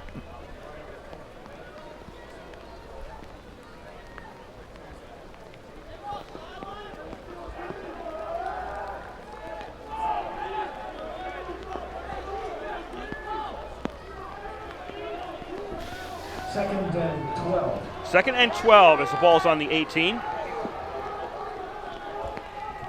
got to watch those speedsters now. No, Johnson had 2 here they wideouts come. on his left. Johnson looks to throw, puts the ball up, Oh, gets here a it is. man behind everybody that is caught. Bush takes it to the 30, to the 20, 15, 10, 5, touchdown. Alfred takes the lead. What'd I say? It's exactly what they did. They had their wideouts, the speedsters, and they just beat the man. Same thing they did in the first half.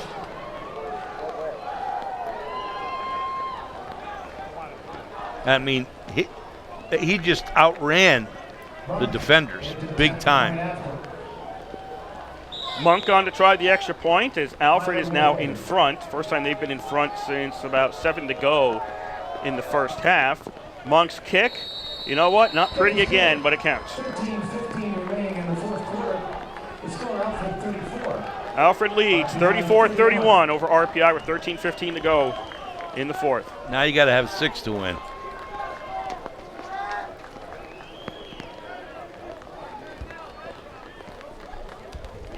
Alfred has really taken advantage of the big play today, and most of their big plays were 2 or 3 big plays with guys beating their people and just outrunning the defender, and the pass is right on the mark. But the Engineer defense had done a pretty good job in between those big plays, shutting things down and getting to the quarterback, but that was critical for them. They're in the fourth quarter now, and they were deep in their own territory, and they go the whole length of the field. So RPI now has to get back and get on the board again. Another short kick taken at the 30-yard line by an Engineer up man, 35-37 on the kick on the return. The kickoff's by Monk. It's not doing Alfred any favors. Tackled by number 15, A.J. Licata. Only out-of-town score I have right now, Hobart leads Endicott in the third quarter 21-5.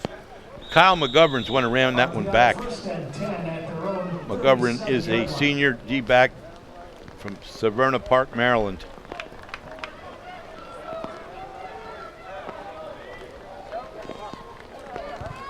Very important series right here. The last 2 series have not been good for the Engineers offensively. A lot of mistakes.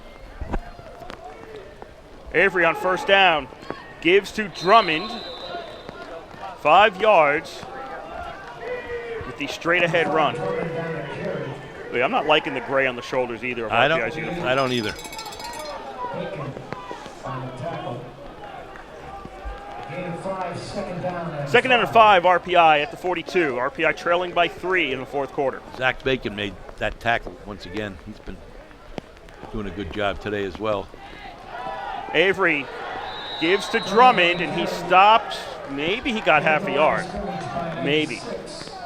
It'll be 3rd and a little under 5 for RPI at their own 42. Close to the 43.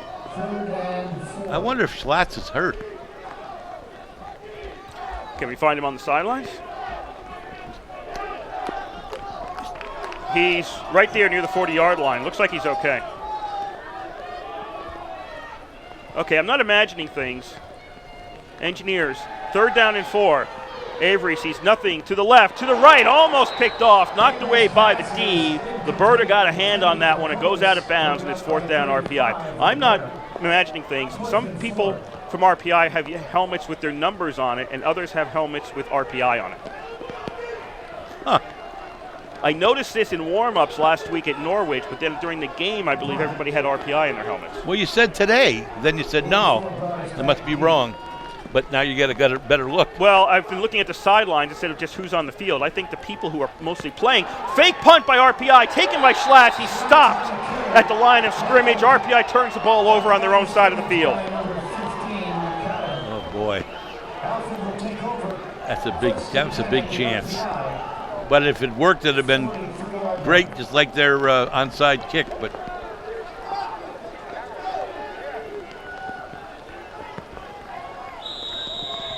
defense has really got to come to play on this series. 11:58 to go in the game. RPI trailing 3 by 3, 34-31. Alfred's got the lead, and they now have it at RPI's 42-yard line as RPI turned it over on downs on the fake punt.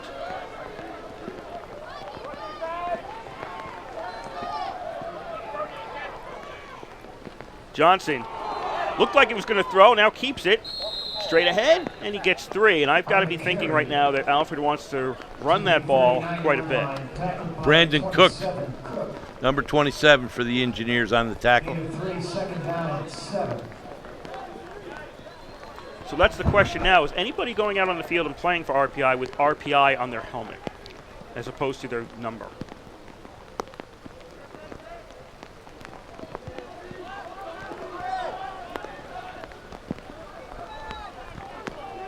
Second and 7, ball at the 39.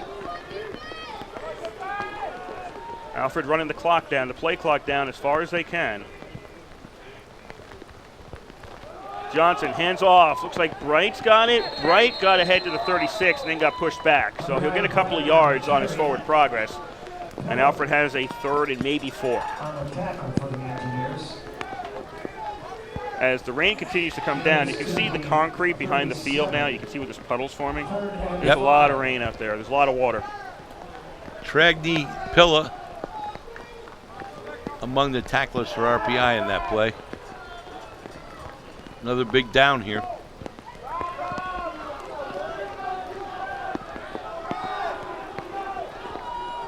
This is a critical 3rd down. 3rd and 5. Johnson out of the shotgun. In the flat, caught by Bright. Bright is ahead, but he doesn't get the first down. Bright is stopped about a yard short of the first down, and if I'm Alfred, I think you have to go for it here. They don't have a kicker who can kick that distance, and a punt doesn't get them much. Alfred's going to keep the offense out there on what is essentially a 4th and 1 play. 10 to go here in the 4th quarter. 34-31, Alfred leads.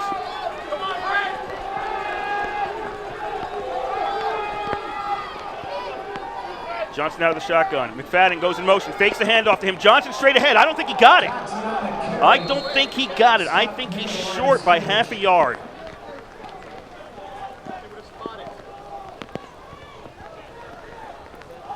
He's at the 33, and they got to get near the 32, and that's going to be RPI's ball as Alfred turns it over on downs. Great job by the defense.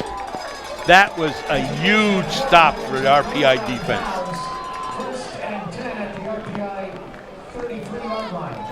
If RPI is able to come back, and they're only down 3, that play will be the critical play in the whole game. 1st and 10, RPI at the 33.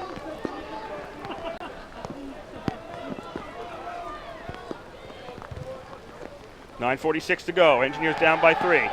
Play action. Avery has to run the ball, loses the ball, turns it over. Alfred's got it at the 41. Just slipped right out of his hands, and the Saxons recover. Corey Wallace gets it, a gift thrown right at him. All he had to do was grab and fall, and he's got Alfred the ball back.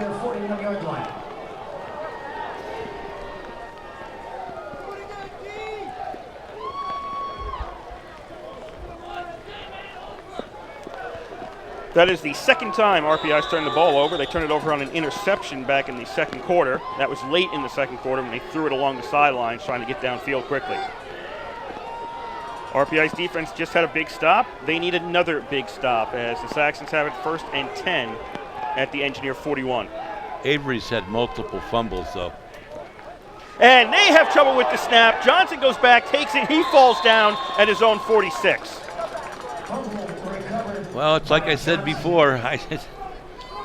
It must be pretty wet out there because everybody seems to be, especially anybody getting the ball from the snapper or the quarterback, anybody trying to catch the ball is having difficulty right now.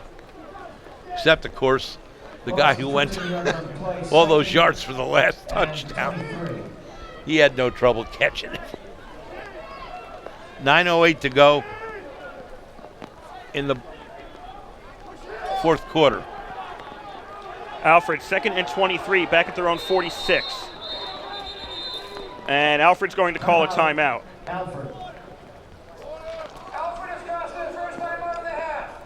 That's the first time out of the half taken by anybody, taken by Alfred. RPI would like to thank So again, the 34-31, TV Alfred has the lead, hosts. 8:56 to go in the fourth quarter. The Hilton Garden Inn, Rensselaer Honda, Domino's, Rensselaer Alumni Association, Sodexo, the Recovery Sports Group. Hobart Seth leading Keith, Army, Endicott 21-5 in the fourth now. I would have expected Hobart to have a bigger lead on Endicott. Tri-C Yeah. Reynolds, Saratoga Eagle, and Ryan's Wake. Defense All huddled proud around it. sponsors I of think RPI that's Coach football. Maloney, coordinator. The other Liberty League teams in action, It is. Merchant Marines at Coast Guard. They started at 2:30. Nope, they will start at 2:30. 2:30 hasn't gotten here yet. Norwich is at St. Lawrence. That was a 1 o'clock start. Rochester's at Alfred State. They don't start until 4. And then Utica is over in Schenectady against Union. They started at 1. Don't have a score on anything but the Hobart game. Watch out for another trick play here. 2nd and 23. Johnson out of the shotgun, looking downfield, and it's over the head and just off the hands of Bush. See, they run guys at Bush ahead over them. All the big, tall wideouts they run at Bush. Broken up by number But he's 25. knocked down the last 3 or 4. 3rd and 23. 3rd and 23 for the Saxons. Bush has really made some good adjustments since that one in the first half, and that wasn't a score. It was just not turning back and not having his back where he should have been at that point. Johnson has 3 receivers to the left, 1 to the right. Bright is in the backfield. Johnson's got some protection. That's collapsing. Dishes it off to Bright. Bright turns, but he was in the middle of 3 defenders as he made that turn, and he stopped at the 49. And it'll be 4th down for the Saxons, and obviously the punt unit's coming in. Dragney and number 34.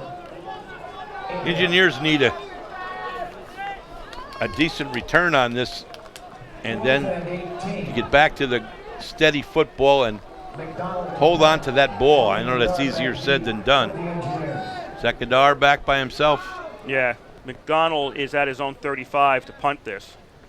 Gets the ball, boots it, bad kick off the side of his foot, rolls out of bounds at the 47. That's a net 2 on the punt. That's the second time. Did RPI tip it the first time? I thought RPI tipped it the first time, but I'm not sure. But now looking at that, maybe they did. Yeah. Ball is out of bounds at the RPI 47. Well, RPI has certainly got 1st and 10. where they want to be right now, other than the scoreboard. You got good field positions, 8:08 to go. If they run a steady drive and get the score, it'll be, the time will be taken off the clock quite a bit. Engineers on 1st down. Schlatt's takes it, breaks a couple of tackles, and he's got a 1st down to the 41. One of the Alfred players lost his helmet. He's got to come out. Yep, he has to come out. That is Corey Wallace, who immediately signaled to the sideline that somebody has to replace him. The rule in college football, if your helmet comes off from other than a violation by the other team, you must exit for the next play. So he had to go off the field. 1st and 10 Engineers at the Alfred 41, down by 3 here in the fourth quarter. It's a keeper by Avery. Avery caught from behind at the 35. Yeah, they'll say he's down to 35. He got 6. Tackled by 35, Liberta. Number 35, Liberta, once again, in on the tackle. Gain of 7. We are halfway through the fourth quarter here in Troy. Alfred 34, RPI 31. Engineers 2nd and 3 at the Alfred 34. Avery has Schlatt's behind him, laying in the slot. Give us to Schlatt's. He pushes straight ahead. I don't think he's got the first down. He needs to get to the 34, or pardon me, the 31, and he's in between the 31 and the 32. He's about a yard short. Schlatt's has been the key on this drive so far. 3rd and 1. Engineers At the Alfred 32-yard line. on the move. Got to hang on to that ball.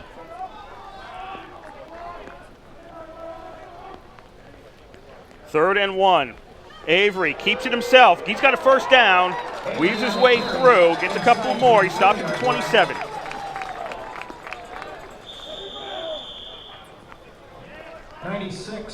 I got to give Avery credit. He's had some miscues today, and I don't even know how many were his. But you know, the wet ball and all. But he's back out there, and he looks very confident, and not hanging his head or anything. He's doing what a leader needs to do out there. 1st and 10. Schlatt takes it from Avery, breaks a couple of tackles, and fights his way to the 22. I think he got 5 on that play. Schlatt is probably the most untalked about star on this team. You know, he's just a grinder, and he just gets it done.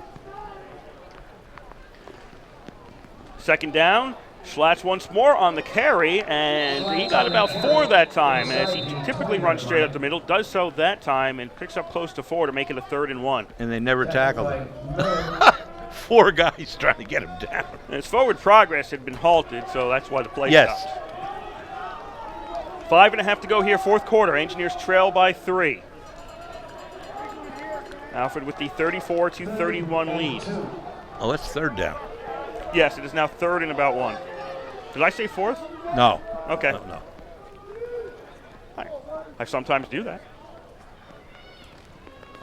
Avery fakes the handoff to Schlatt, keeps it himself. He's got the first down, weaves his way through the line, and he stopped near the 14, near the 13. Nice call. Nice fake.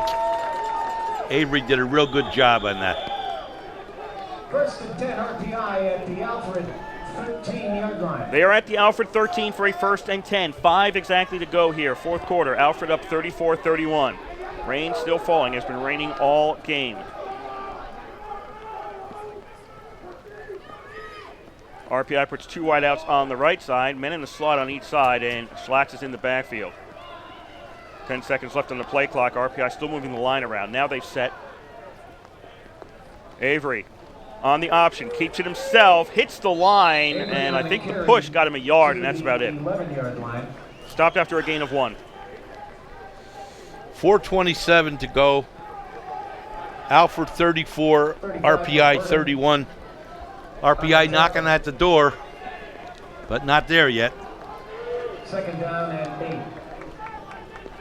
And we want to remind you, you're listening to RPI Football on 91.5 WRPI Troy.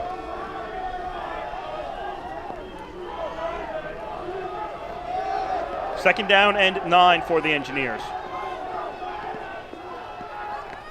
Avery, shotgun, looking in the corner. He's got a man. Does he? No. Flag on the play. There'll be either defensive holding or interference. I got to think this is holding against Alfred on 2nd down. It'll be half the distance to the goal and an automatic 1st down. It'll be 1st and goal for RPI out of this. That was Chavez on the coverage? Yes. Or Slasky? Wait a minute. No, Chavez on the coverage for Alfred. He's the one who's going to get called. Pass interference against Chavez for Alfred. No, ball on the 2-yard line. I forgot the rule in college. Ball goes to the 2-yard line. It'll be 1st and goal RPI. 3:50 to go in the 4th quarter. Alfred leads 34-31. The one thing we do have now, we didn't have before the game started, is something of some wind. Yes. When the game started and they did the national anthem, the flag was just draped along the flagpole. Now it's actually moving, and it's in RPI's favor in the 4th quarter.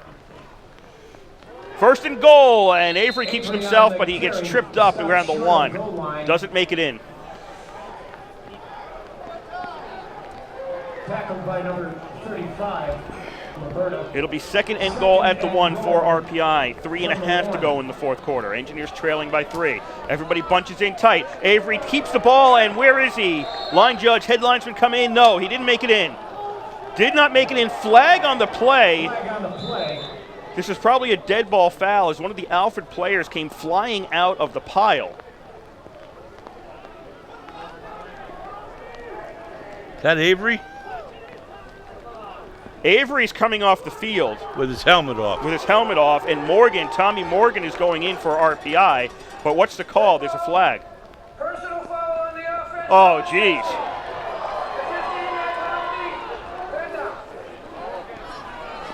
It's a dead ball foul, personal foul against RPI. What was it? Well, somebody for Alfred came flying out of the pile.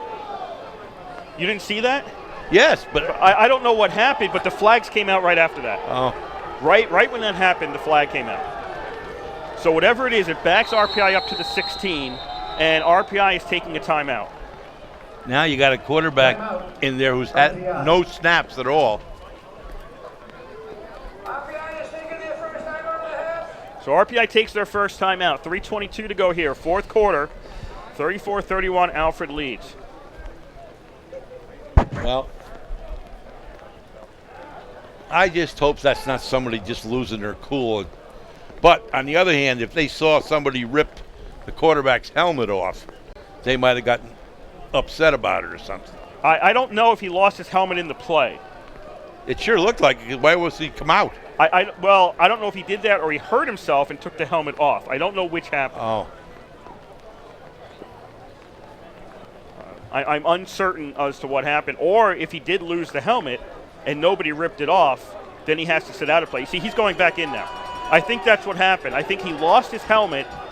He had to come out unless you take a timeout. Then you can keep the quarterback in there. You don't have to. If you take a timeout, you don't have to sit the play. Oh, you don't? Okay.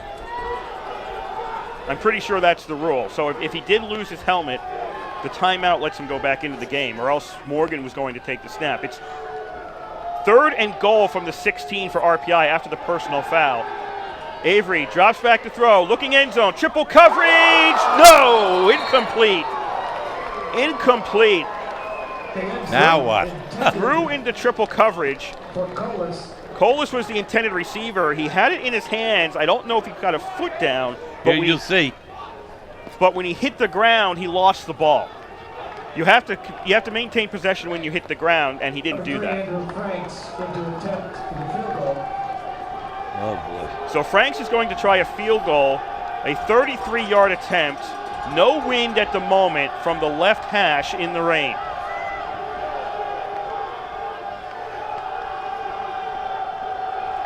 Snap, spots down, kick is no good! Missed it to the left.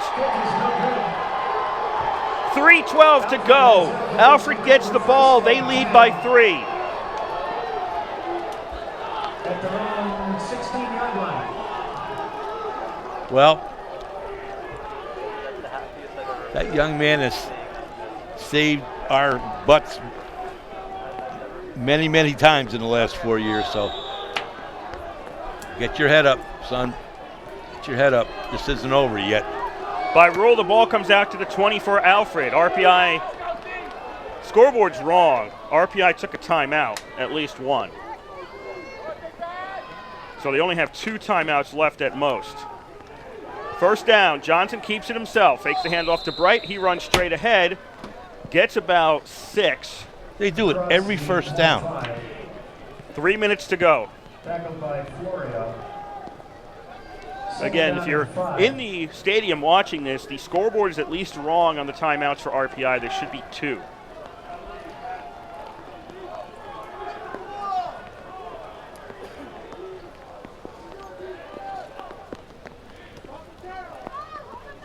Second and 5. Alfred burning as much of the clock as they can. They're down to about 3 seconds to go on the play clock. Ball is snapped. Johnson fakes the handoff. Straight ahead. Johnson's got a first down. Breaks through the line. Johnson to the 45, to the 50. Cut from behind. And he's going to be stopped at the 44 of RPI. But a big gain as finally Bus gets a hand on him, but Alfred's got 4 more downs, a new set of downs here with 2:15 to go. They've done that 4 times today now. 4 times. And nobody touches him. Right up the middle. Defense got to come together now. Under 2 to go. Engineers trail by 3. Alfred 1st and 10 at the RPI 44. Play clock down to 3. Johnson fakes the handoff. He's got a hold. Johnson to the 40, to the 35. Johnson stays on his feet. Johnson goes down at the 26. Another first down. They're just getting beat in the trenches right now. Well, if Alfred scores, it's going to be it. Alfred with another set of downs. RPI can only stop the clock twice.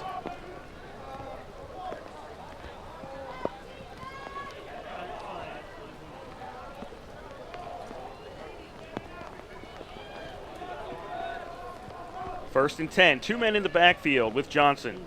Single wideouts on each side, 1:15 to go here, 4th quarter. Engineers trail by 3. They have got to stop Alfred. They've got to get this ball back. Johnson keeps it himself. He gets tackled behind the line of scrimmage, and now RPI burns a timeout.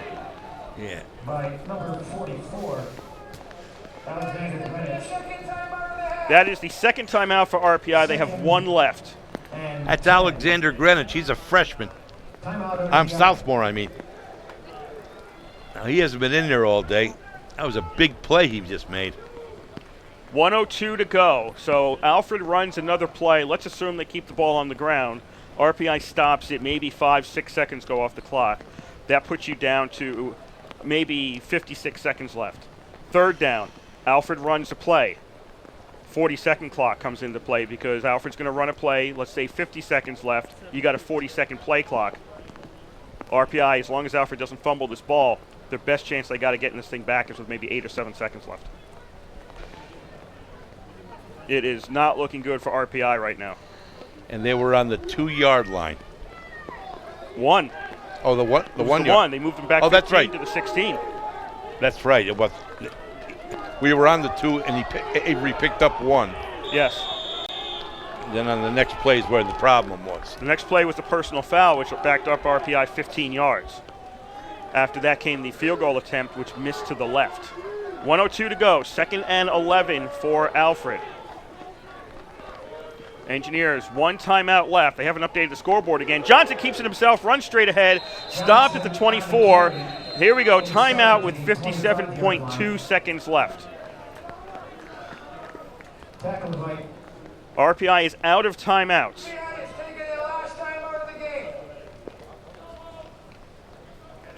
So they cannot stop the clock anymore.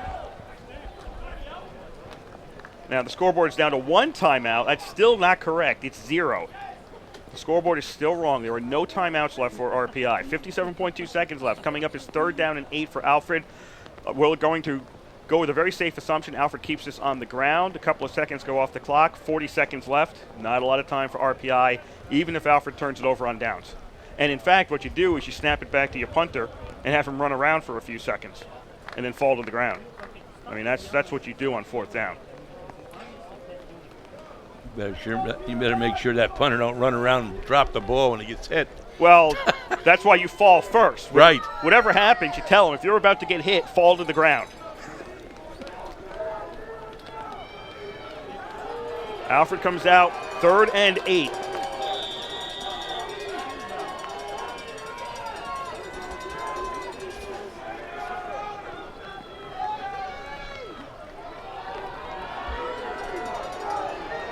Johnson out of the shotgun.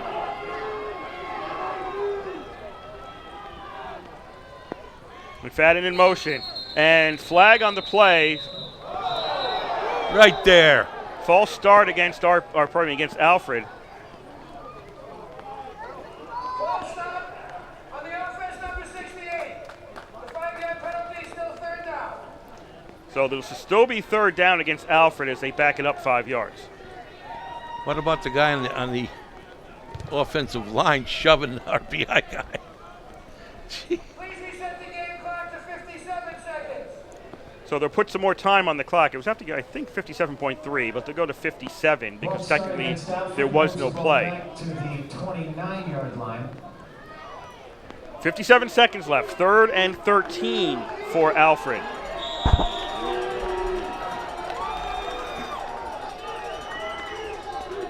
Johnson now the shotgun. Again, McFadden in motion. Fakes the handoff to McFadden. Johnson keeps it. He will be stopped at the 29. The 40-second clock has already started. There is about a 13-second discrepancy between the clocks. Yep, about 13 seconds. So Alfred is probably going to go over to the sidelines, wait till the play clock gets down to 1, then call a timeout, and then decide what they are going to do.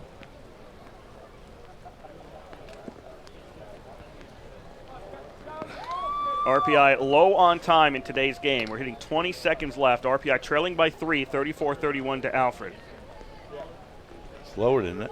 Oh, And now they call the timeout. 13.2 seconds left. And that's about right. It was a 13-second discrepancy. Alfred is taking this second time out of the half. That's Alfred's second timeout. So there's 13.2 seconds left. What are Alfred's options? They could run a play and burn some more time off the clock. Of course, you risk fumbling it and turning it over. They could punt it, which hasn't actually gone well for them today. This is not a good kicking team, and really, if you're punting in this position, what you want to do is send it high and into the end zone.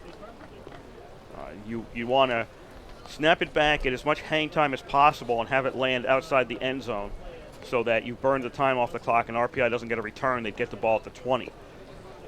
We'll have to see if they send a punter out there because, again, one punt went -1 yards and another punt today went 2 yards. So the punting game is not a strong suit for the Saxons. that personal foul call just killed them. That was against RPI in their last drive. On the 1.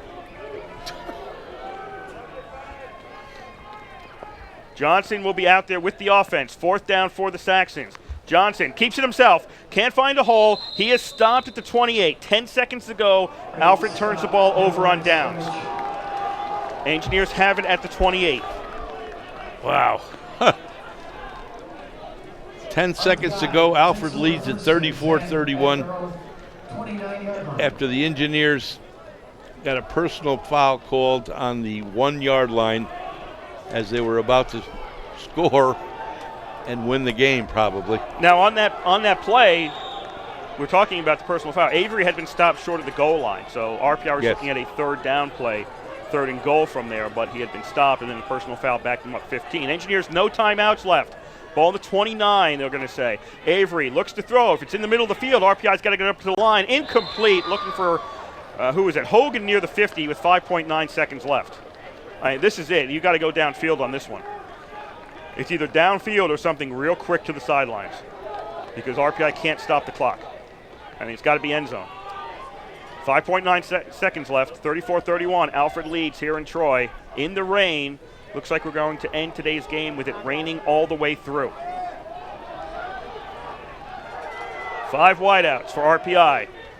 Avery takes the snap. Looking downfield, waiting. 1 second left to go in the game. In the middle of the field, Alfred caught by RPI, but won't be enough for a touchdown. Alfred didn't knock the ball down. It went to, I think, Gadar caught it, but then he got tackled by Perkins, and the game is over. RPI got it to the 20, but they needed to get it into the end zone, and RPI loses 34-31. What a tough game. It was a good ball game. There's no question. But RPI beat themselves on whatever that call was. They were on the 1 yard line. Even if it was 3rd down, they were still on the 1 yard line.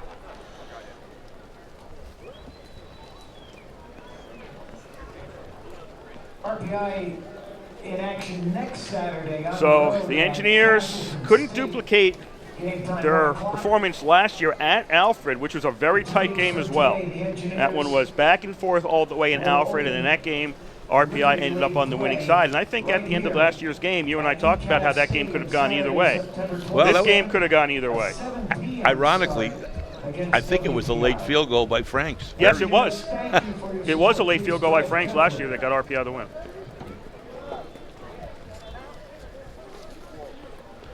But today it was RPI was looking for the tie. Franks was looking to kick and get a tie, and he wasn't able to make it. It was off to the left on the field goal attempt by Franks, and that ultimately didn't allow, RPI didn't tie it up at that point. And then Alfred got the ball back, burned a little over 3 minutes off the clock, turned it over in RPI territory, and then on the return, RPI only had 10 seconds left, 2 plays, and they weren't able to get it down into the end zone. And RPI ends up taking a 34-31 loss here in Troy. Well, they played their hearts out, so did the other team, and just one of those things that happens. I'm going to take a look at the stats right now before I pick my stars. Teams are making their way off the field. A very quick second half, actually. After a slow first half, the second half went much faster with the rain. Teams were keeping the ball on the ground a little bit more than they were in the first half. Also less scoring in the second half, as I'll run you down the scoring. The first quarter saw 5 scores. The rest of the game saw 5 scores. So the first quarter was where most of the action was. Bush for Alfred. Got a 17-yard pass from Johnson with 11:17 to go in the first quarter to take a 7-0 lead for the Saxons. RPI got a field goal by Franks, 39-yarder with 9:28 to go in the first quarter to make it 7-3. Alfred then opened up an 11-point lead. Brodas with a 71-yard pass from Etienne. That was the halfback option play with 8:37 to go in the first quarter. Monk with the kick on both of the first Alfred field touchdowns, to make it 14-3.